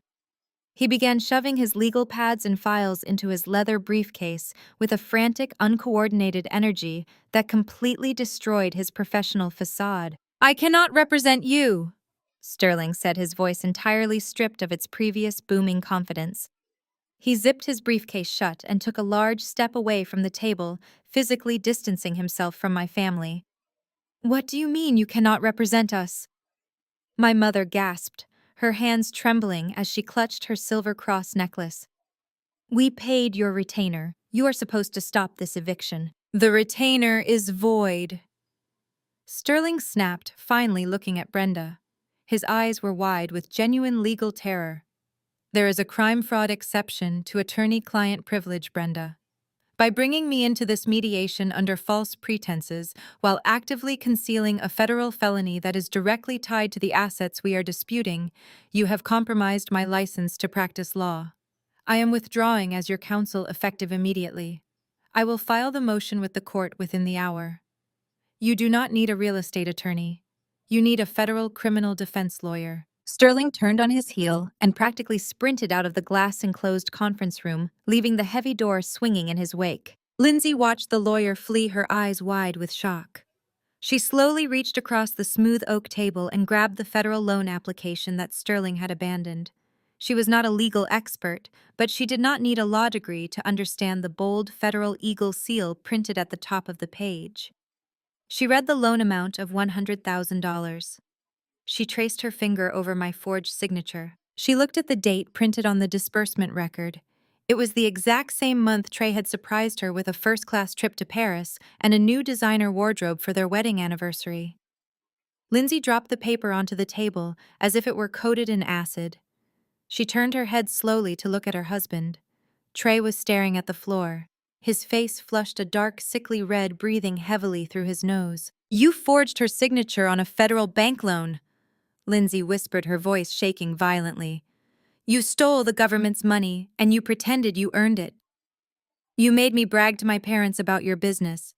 You made me sit at a country club and act like we were wealthy while you were committing a felony." "It was not like that," Trey stammered, raising his hands in a weak, defensive gesture. "I was going to pay it back. I just needed seed money. The crypto market crashed before I could generate the return on the investment. It was just a temporary bridge loan." "It is 10 years in federal prison," Lindsay screamed, her voice shattering the quiet professionalism of the corporate law firm. "That is what it is. You are going to prison, Trey. They are going to seize our bank accounts. They are going to come after my income. You destroyed my life." She buried her face in her hands, sobbing uncontrollably, finally realizing that the arrogant facade she had worn for years was built on top of a highly illegal house of cards. I sat perfectly still, watching the absolute destruction of their false reality. I did not feel pity. I did not feel a sudden surge of familial loyalty. I felt the profound, quiet satisfaction of a surgeon who had successfully removed a toxic tumor. I reached across the table and pulled the manila folder back toward me. I squared the edges of the papers and closed the cover. "Let us be very clear about how this is going to end," I said, my voice cutting through Lindsay's theatrical sobbing and Trey's heavy breathing. Everyone in the room immediately stopped moving and looked at me. "You have pushed me, insulted me, and drained my accounts for 10 years. I continued speaking with a slow, deliberate cadence. You tried to humiliate me at Sunday dinner. You tried to ruin my professional reputation by calling my commercial brokers. You went on the internet and tried to destroy my standing in the church community. You played a very dirty game, but unfortunately for you, I am holding the only card that matters. I tapped my index finger against the manila folder. The Federal Bureau of Investigation loves cases with an impeccable paper trail. If I hand this file to the district attorney, Trey will be indicted by the end of the month. Brenda, you will be charged as an accessory to federal fraud and face asset forfeiture. You will both go to prison, and you will both be entirely ruined. My mother began to weep. It was not the fake theatrical crying she used on her Facebook Live videos. This was genuine visceral terror. She was finally looking at the catastrophic consequences of her own actions. But I am a businesswoman, I stated calmly, and I value my peace of mind and my time much more than I value watching you sit in a courtroom. So I am going to offer you a settlement. It is non-negotiable and you have exactly 5 minutes to accept it. Elena pulled a fresh stack of legal documents from her briefcase and slid them across the table toward my mother and brother. First, I said you will contact the courthouse immediately and withdraw your ridiculous injunction against the eviction. Second, you are no longer receiving 30 days to vacate my property. You have exactly 7 days. By next Wednesday at noon, you will be entirely moved out, and the keys will be left on the kitchen counter. Brenda gasped, clutching her chest. 7 days, Maya. We cannot pack an entire house in 7 days. We have nowhere to go. We have no money for a security deposit on an apartment. You will figure it out, I replied coldly. Sell your designer clothes. Liquidate whatever cheap crypto you have left. That is your problem, not mine. I pointed to the second document in the stack. Third, you will sign this ironclad non-disclosure agreement. It stipulates that you are legally barred from ever speaking my name in public. You will delete the Facebook video today. You will never post about me on social media again. You will never contact my corporate investors, my brokers, or my friends. If you violate this agreement even once, if you even mention my name to a member of your church choir, I will take the forgery file straight to the federal prosecutor. I leaned back in my chair, folding my hands in my lap. Drop the injunction sign, the NDA, and get out of my house in 7 days. If you do that, this folder goes into my secure vault and you never hear from me again. If you refuse or if you delay by even 1 hour, Elena will walk this evidence directly into the local FBI field office. The room was completely silent, save for the sound of Lindsay's ragged breathing. They were entirely trapped. There was no room for manipulation, no room for guilt trips, and no room for negotiation. Brenda looked at the heavy legal documents sitting in front of her. She looked at the signature line. Then she slowly turned her head and looked at her favorite son, the golden child, the man she had sacrificed my mental health to protect. Trey, Brenda whispered, her voice trembling with desperate implication. You are the man of the family. You are the one who needed the business loan. You took the money. You have to tell her it was your doing. You have to tell the authorities that your mother knew nothing about the forged signature. You have to protect me. She was asking him to fall on his sword. She was demanding that he take the full weight of a federal indictment so she could maintain her pristine image and somehow salvage her reputation. She fully expected him to sacrifice himself for the matriarch, just as she had always forced me to sacrifice myself for him. Trey stared at his mother. The sheer terror in his eyes was rapidly being replaced by the primal, desperate instinct of a cornered animal. He looked at the federal evidence folder under my hand. He looked at Lindsay, who was backing away from him in disgust. He realized he was staring down the barrel of a decade in a federal penitentiary. The pressure completely broke him. Trey jumped up from his chair, his face contorted in absolute panic and rage. He raised a shaking finger and pointed it directly at the center of my mother's face. I am not going to prison for you, Trey screamed, his voice cracking loudly. It was her idea. Brenda recoiled as if she had been slapped across the face. Trey, stop it, she hissed. No, Trey yelled, leaning over the table, throwing his own mother under the bus with zero hesitation. She is the one who printed the federal forms. She brought them to the house. She stood over me and told me to trace the signature from an old birthday card you sent us. She told me to sign it because you owed us that money for being a bad daughter. She orchestrated the entire thing. If anyone is going to jail, it is her. Brenda stared at her son. The silence that followed his accusation was heavier than anything I had ever experienced in my entire life. It was a suffocating, absolute silence. The golden child, the son she had fiercely protected at the cost of her own daughter, the man she had elevated above everyone else, had just offered her to the federal government without a single second of hesitation. You could actually see the exact moment my mother's heart broke. The grand matriarchal illusion she had spent decades building did not just crack. It completely disintegrated into dust right there in the conference room.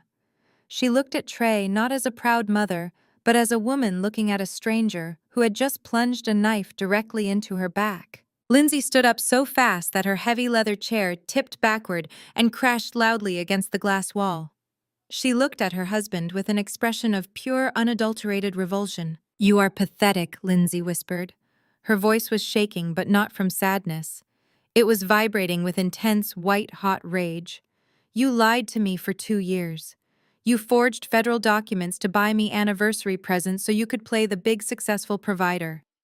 And the second you get caught, the very first thing you do is cry and point the finger at your mother like a terrified little boy." Trey reached out toward her, his hands trembling.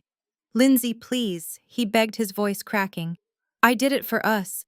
I did it so we could have the life we wanted." "Do not touch me," Lindsay shrieked, slapping his hands away.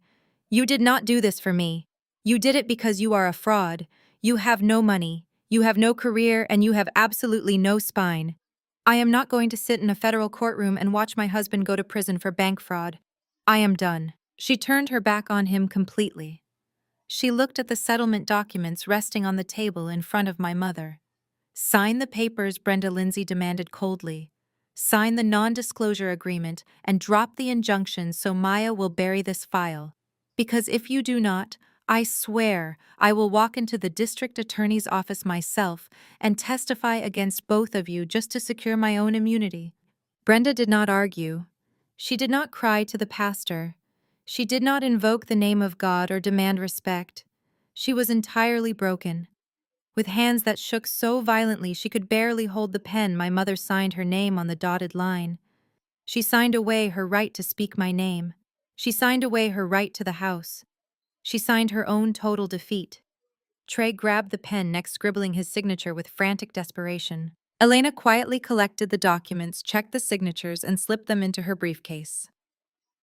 "You have 7 days," I said, standing up from the table. My voice was perfectly calm. "I will see you on Wednesday." I turned and walked out of the conference room, leaving them sitting in the wreckage of their own making. 6 days later, it was Tuesday afternoon. It was exactly 24 hours before the formal eviction deadline. I decided to take a drive across town to the colonial estate. I did not bring Marcus with me this time. I did not need private security anymore. The threat they posed had been completely neutralized by their own cowardice. I simply wanted to ensure that the property was actually being vacated and that they were not stripping the expensive copper wiring or destroying the hardwood floors out of spite. I turned my Mercedes onto their quiet, tree-lined street and slowly approached the house. Before I even pulled into the driveway, I could hear the screaming. I parked my car along the curb, turned off the engine, and rolled down the passenger window. The scene unfolding on the manicured front lawn was chaotic, loud, and incredibly satisfying. The heavy oak front doors of the house were propped wide open. Cardboard boxes, black trash bags, and random pieces of furniture were haphazardly piled on the front porch. Standing in the middle of the driveway, dragging 2 massive designer suitcases across the concrete, was Lindsay. Trey was following right behind her, completely frantic. He was wearing sweatpants and a wrinkled t-shirt, looking completely disheveled. He reached out and tried to grab the handle of one of the suitcases. "Lindsay, please stop!" Trey pleaded, his voice echoing down the affluent suburban street for all the neighbors to hear. "We can figure this out. We can stay with your parents for a few weeks until I get a job. I will get a job tomorrow.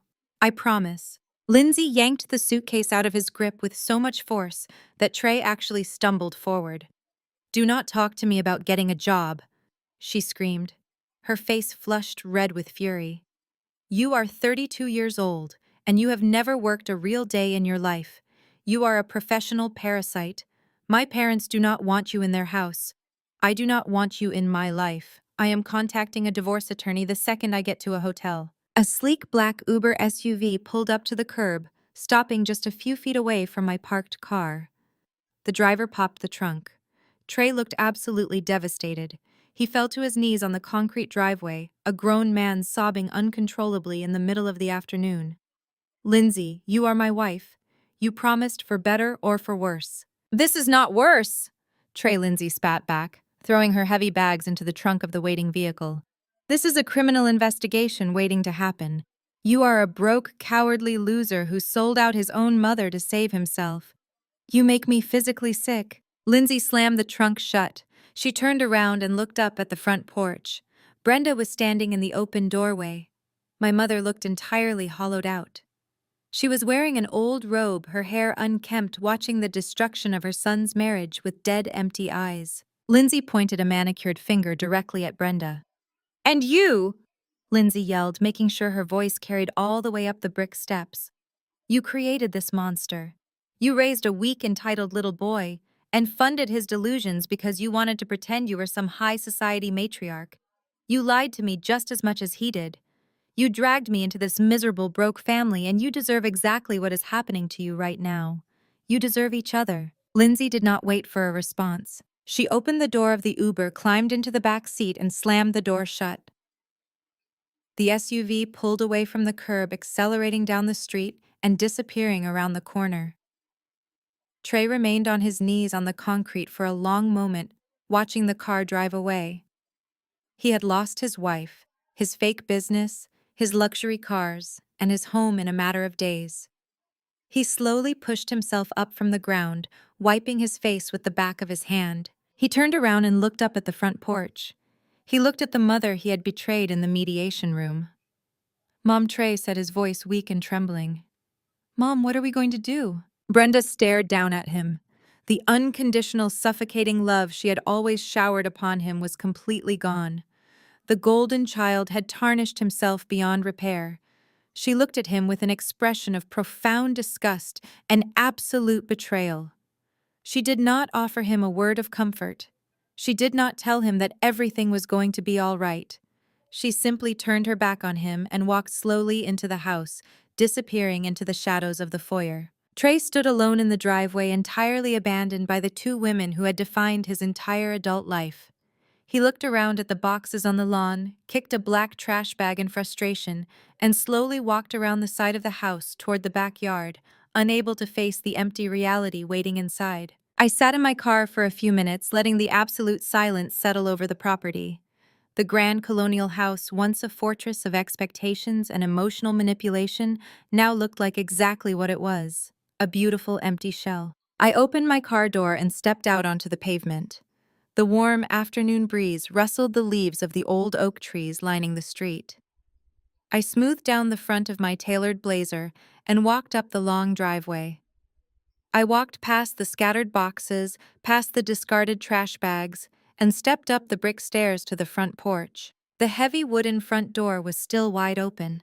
I stood on the threshold looking into the grand foyer. The expensive rugs were rolled up. The walls were bare, leaving pale rectangular ghosts where the family portraits used to hang. The house was dead quiet. I raised my hand and knocked firmly on the wooden door frame. The sharp, authoritative sound echoed loudly through the empty halls. I stepped over the threshold and walked into the house one last time. The sound of my heels striking the bare hardwood floor echoed loudly through the hollow space of the foyer. The grand chandelier above was turned off, leaving the entrance bathed in the muted late afternoon shadows. I walked past the dining room where just a few weeks ago I had dropped the eviction notice on the mahogany table. The table was gone now. The expensive Persian rugs had been rolled up and hauled away. All that remained were square outlines of dust on the floors and faded patches on the walls where extravagant artwork used to hang. I found my mother in the sunken living room. She was sitting on a taped-up cardboard box in the absolute center of the empty space. Her shoulders were slumped, her hands resting limply in her lap. She was wearing the same faded robe I had seen her in from the driveway.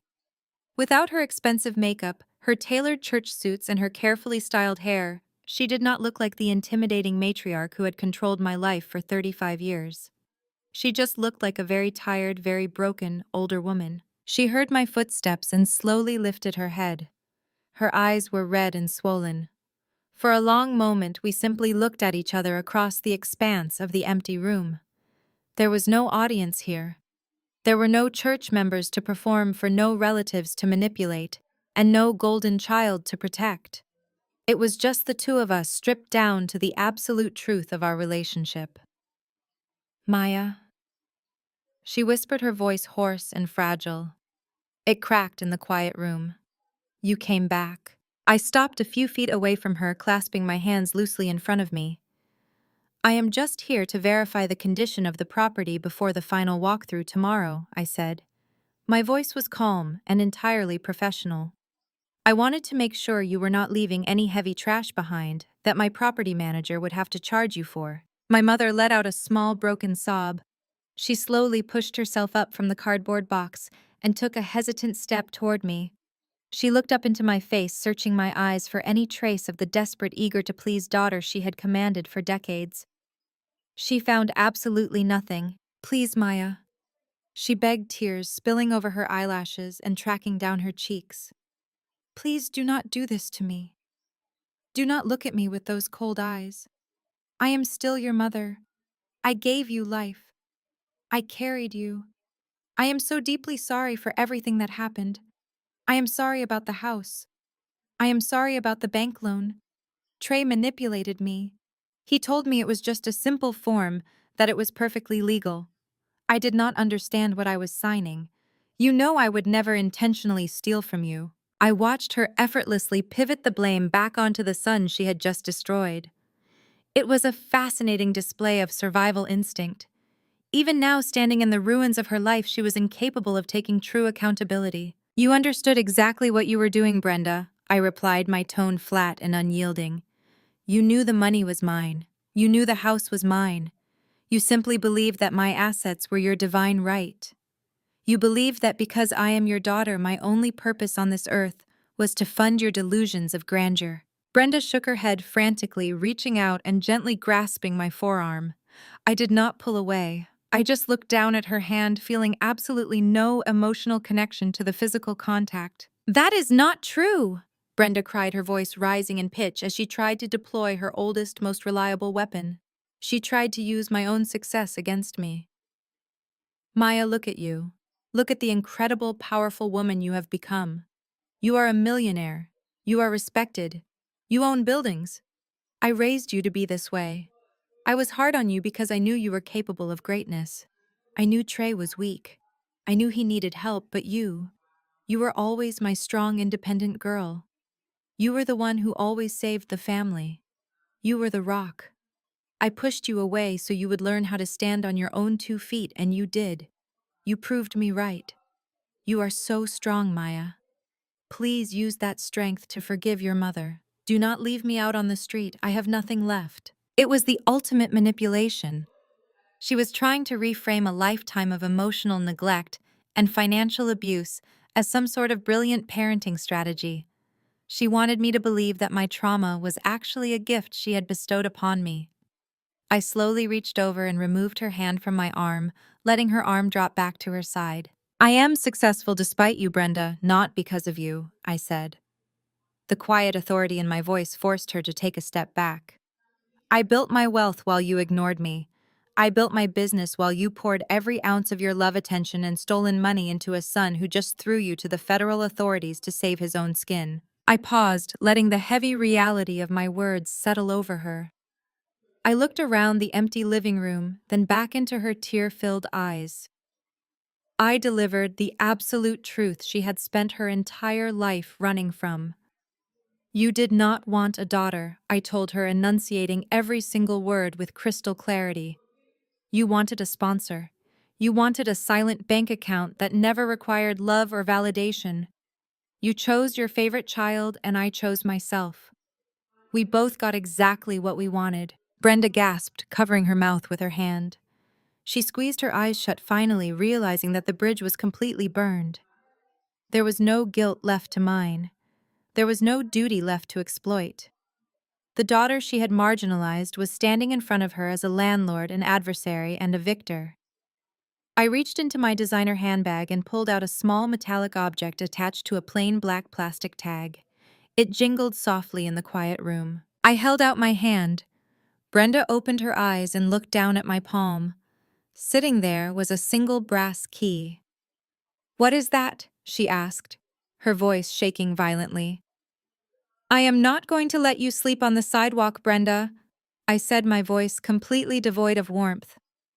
"Not because I owe you anything, but because I refuse to let your failure become a public spectacle that distracts from my business." I reached back into my bag and pulled out a folded white document, handing both the key and the paper to her. She took them with trembling hands, unfolding the paper slowly. "That is the lease agreement for a one-bedroom apartment in a modest complex on the south side of the city," I explained. "It is not a gated community, there is no country club attached. But it is clean, it is safe, and it is fully prepaid for exactly 6 months. The utilities are turned on and covered for that same duration." Brenda stared at the cheap brass key, then at the lease agreement. The address printed at the top of the page was miles away from the affluent neighborhoods she was accustomed to. It was a brutal, undeniable demotion to reality. 6 months, she repeated, looking up at me in a daze. "Maya, what am I supposed to do after 6 months? I do not have a retirement fund. I do not have an income. How will I pay the rent after that?" "You will do what I did when I was 18 years old, and you told me I had to pay for my own college tuition while you bought Trey a brand new car," I replied. "You will get a job. You will figure it out." I zipped my handbag closed and adjusted the strap on my shoulder. I looked at the woman who had caused me so much pain for so many years. I felt incredibly light. The heavy dark cloud that had hovered over my entire life was permanently gone. "Consider this my final act of charity," I said, turning away from her and walking toward the grand foyer. I did not look back. I kept my eyes focused on the open front door and the bright afternoon sunlight spilling onto the porch. "You have 48 hours to get out." The 48-hour deadline arrived exactly on schedule. I did not leave anything to chance, and I certainly did not trust my mother to voluntarily vacate the premises without a final dramatic standoff. To ensure the transition was absolute and completely unavoidable, I hired a premium, no-nonsense commercial moving crew to arrive at the colonial estate at 8 o'clock on Thursday morning. I paid them a substantial bonus to pack every single remaining item loaded into their trucks and transport it directly to the modest apartment I had leased for her. I sat in my parked Mercedes at the end of the street, watching the scene unfold through my tinted windshield. The neighborhood was wide awake, and the grand facade my mother had spent her entire life meticulously maintaining was finally being dismantled in broad daylight. 2 massive moving trucks were backed into the long driveway. A team of 6 men in matching uniforms worked with ruthless efficiency, carrying out heavy mahogany dressers, rolled-up carpets, and dozens of taped cardboard boxes. My mother was standing on the front lawn, wearing oversized dark sunglasses and a wide-brimmed hat, desperately trying to hide her face from the street. But in a wealthy, quiet, gated community, a massive moving operation is the ultimate spectacle. I watched Mrs. Gable, the neighborhood gossip, who lived directly across the street, walk out to her mailbox in her silk robe. She did not even pretend to check her mail. She just stood at the end of her driveway staring openly at the chaos. A few houses down, another neighbor paused his morning jog to watch the movers haul out the velvet living room sofa. Brenda kept her head down, refusing to make eye contact with anyone. The public humiliation she had always feared the most was playing out in real time. She was not leaving on her own terms to downsize to a luxury condominium. She was being forcibly relocated, her possessions packed into standard brown boxes, stripped of every ounce of the prestige she valued more than her own children. When the final box was loaded, she climbed into the passenger seat of her leased luxury SUV, which the bank would undoubtedly be repossessing by the end of the month, and drove away from the neighborhood forever. Trey had a completely different exit strategy, mostly because he had no strategy at all. With his wife gone, and his mother officially turning her back on him after his betrayal in the mediation room, the golden child was left entirely to his own devices. He did not get a premium moving crew. He did not get a prepaid 6-month lease. He got reality. Later that afternoon, my property manager sent me a brief report on Trey's departure. Trey had called a friend from high school, a guy named Jamal, who worked the night shift at a local warehouse. Jamal pulled his beat-up pickup truck into the circular driveway. Trey spent 2 hours carrying his expensive designer suits, his limited edition sneakers, and his high-end electronics out of the house in heavy black industrial trash bags. According to the report, Trey was moving into Jamal's unfinished basement. It was a cramped, damp space in a totally different part of the city, miles away from the country clubs and upscale bistros he was used to frequenting. The man who had sat at a closing table just a week ago, ready to sign a fraudulent document for a $1.2 million mansion, was now going to sleep on a futon surrounded by exposed pipes and concrete walls.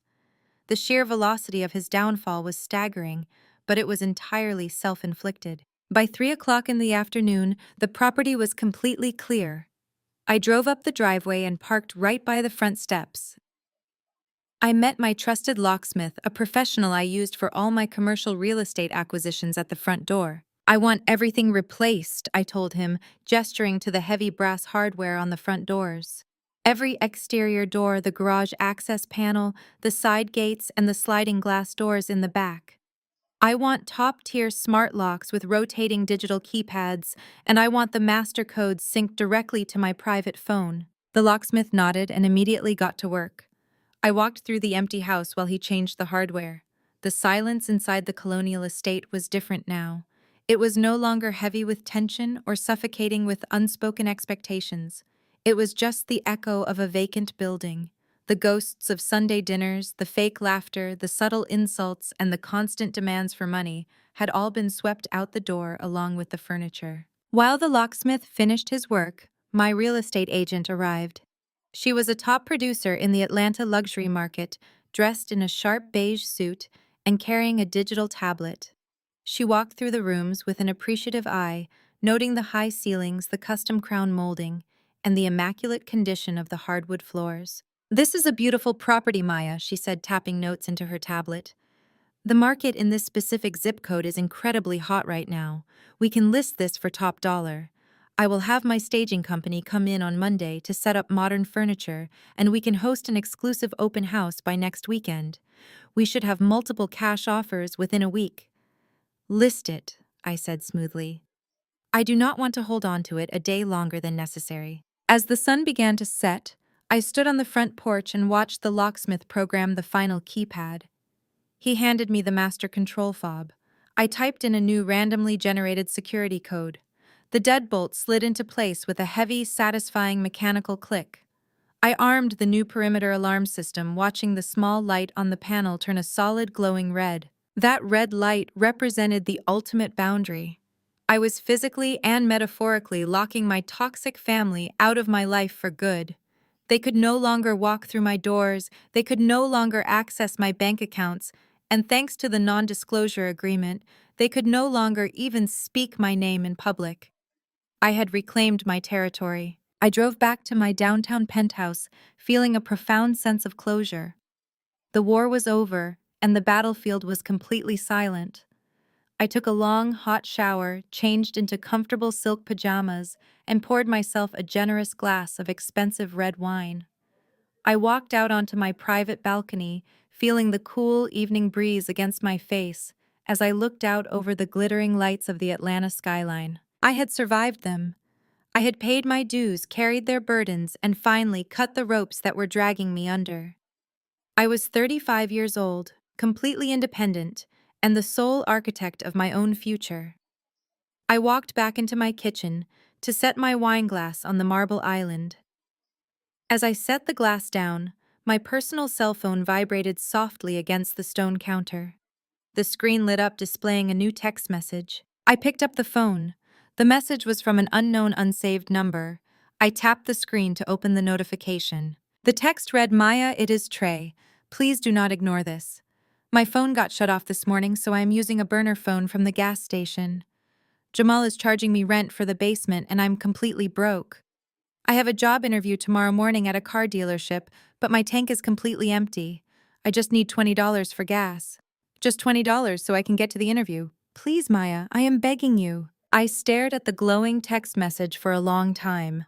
I read the words over and over again, letting the absolute absurdity of the request sink in. Here was a 32-year-old man who had forged my signature on a federal bank document. He had stolen $100,000 of government funds using my identity. He had spent years insulting me, letting his wife demean me, and happily draining my resources to fund his lavish vacations. He had been perfectly willing to let me take the fall for his fraudulent business, and now sitting in a damp basement on a cheap futon stripped of his golden child status and abandoned by everyone, he was using a prepaid burner phone to beg the sister he had betrayed for a single $20 bill. It was the ultimate reality check. 10 days ago, he was demanding I guarantee $1 million mortgage. Tonight, he was begging for pocket change just to start his car. The mighty entrepreneur had finally met the real world. I did not feel a single ounce of pity. I did not feel the old familiar urge to rescue him. I did not type out a lecture about responsibility or remind him of the crimes he had committed. He was no longer my brother. He was just a stranger with an empty gas tank. I tapped the small information icon at the top of the text thread. I scrolled down to the bottom of the menu options. I pressed the button labeled Delete Conversation. The pathetic plea vanished from my screen entirely. Then I pressed the final, most important button on the menu. Block this caller. I set the phone back down on the marble counter. The screen went dark and the penthouse returned to its perfect, unbroken silence. 6 months passed. The seasons changed. The city of Atlanta transitioned from a mild spring into a sweltering, unforgiving summer, and the dust from the collapse of my family finally settled. The contrast between my life and theirs was no longer just a private reality I kept hidden in my bank statements. It was completely out in the open. My brother Trey did not secure the high-paying corporate job he thought he deserved. Without a tailored suit, a luxury car, or my mother's stolen money to prop up his ego, the business world saw right through him. He was currently working 40 hours a week as a lot attendant at a used car dealership on the outskirts of the city.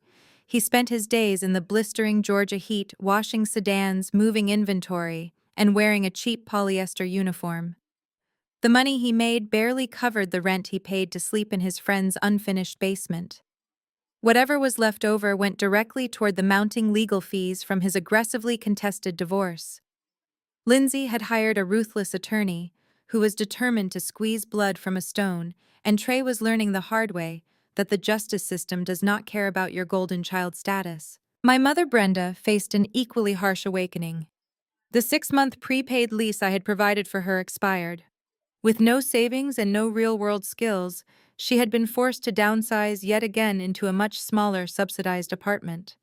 But the loss of her physical comfort was nothing compared to the loss of her social standing. Aunt Denise simply could not keep a secret. The shock of seeing those bank statements and the eviction notice at Sunday dinner was too much gossip for her to contain. Within a week, she had told the choir director. The choir director told the usher board. By the end of the month, the entire congregation knew exactly why Brenda had been forced out of her colonial estate. The dramatic Facebook Live video my mother had posted backfired spectacularly.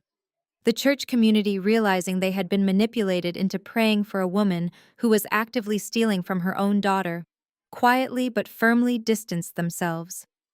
She was no longer asked to lead the choir. She was no longer invited to the prestigious church luncheons.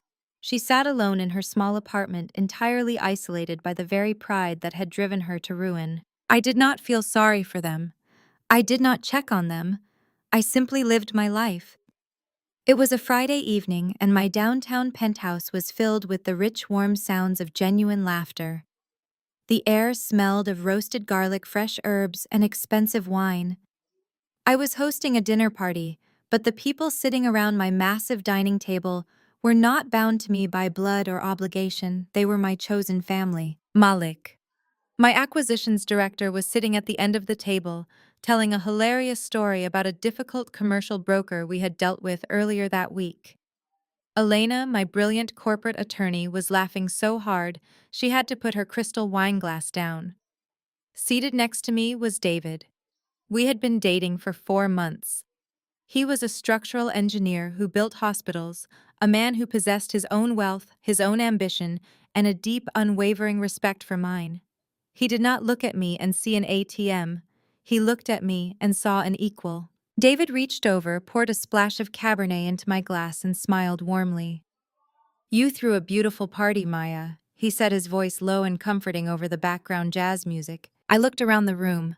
The transition was breathtaking. There were no passive-aggressive insults disguised as jokes. There were no tense conversations about unpaid bills or sudden emergencies that required my immediate financial intervention. There was no one sitting at my table plotting how to extract my resources while simultaneously tearing down my self-esteem. There was only mutual respect, shared success, and absolute peace. I picked up my wine glass and took a slow sip. The flavor was rich and full. I felt a profound sense of gratitude wash over me. I excused myself from the table, letting the conversation flow naturally without me, and walked over to the floor-to-ceiling windows that overlooked the glittering Atlanta skyline. I looked at the city lights spreading out into the horizon, and then I looked directly at you. For generations, we have been conditioned to believe that family is an unbreakable contract. I said, speaking directly to the audience that had followed this journey. We are taught that loyalty means standing by your blood, no matter how deeply they cut you.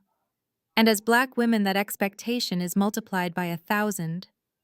Society tells us from a very young age that we must be the strong ones.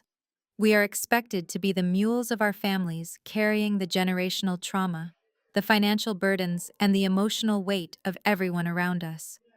We are told to endure the disrespect because we are resilient. We are told to write the check because we are blessed. We are told to accept the bare minimum in return because family is all we have. I shook my head slowly, the city lights reflecting in the glass. That is a lie. It is a toxic, manipulative lie designed to keep ambitious women chained to the failures of the people who refuse to grow. You do not owe your life to anyone simply because you share the same genetics. Your success is not a communal asset to be plundered by relatives who never supported the late nights, the sacrifices, or the tears it took to build your empire. You are allowed to be successful without being guilty. You are allowed to accumulate wealth without becoming a public charity for your siblings. You are allowed to demand respect. And most importantly, you are allowed to walk away from anyone who views your boundaries as an insult. When my mother sat in that upscale restaurant 6 months ago and realized I would no longer fund my brother's delusions, she thought she was holding the ultimate power. She thought my greatest fear was losing her conditional love. They told me never to contact them again. I smiled, a genuine, completely unburdened smile. It was the best financial and mental decision they ever made for me. By trying to punish me with their absence, they accidentally set me completely free. I stopped paying for their mistakes, and I started investing in my own peace. I built a life surrounded by people who celebrate my strength instead of exploiting it. If you are watching this right now, and you are the one carrying the weight of your family, I need you to hear me clearly. Look at your bank accounts. Look at your mental health. Look at the way you are spoken to when the money stops flowing. If your family only loves what you can provide, and not who you actually are, you are not a daughter, a sister, or a friend. You are a resource, and resources eventually run dry. Do not wait for them to change. Do not wait for an apology that will never come. Have the courage to be the villain in their story so you can finally be the hero in your own. Let them call you selfish. Let them complain to the extended family. Let them post their tearful videos on social media. Your peace of mind is worth infinitely more than their applause. Have you ever had to draw a hard line with toxic family members? Have you ever had to cut off the financial supply to protect your own future? I want to read your stories. Go down to the comments right now and tell me how you found the strength to walk away. Tell me how your life changed when you finally chose yourself. We need to normalize the reality that sometimes the healthiest thing you can do for your family is to leave them exactly where they are. If my story resonated with you, if it gave you the validation you have been desperately searching for, please hit the like button. Subscribe to the channel to join a community of people who refuse to apologize for their success and refuse to tolerate disrespect. Share this video with that one friend or family member who needs to hear this message today. You know exactly who I am talking about. My name is Maya. I am 35 years old. I am a self-made woman, a proud homeowner, and for the first time in my entire life, I am completely free. Thank you so much for watching, and remember, the most valuable generational wealth you can ever build is your own peace of mind. Keep your boundaries strong, keep your standards high, and I will see you in the next one.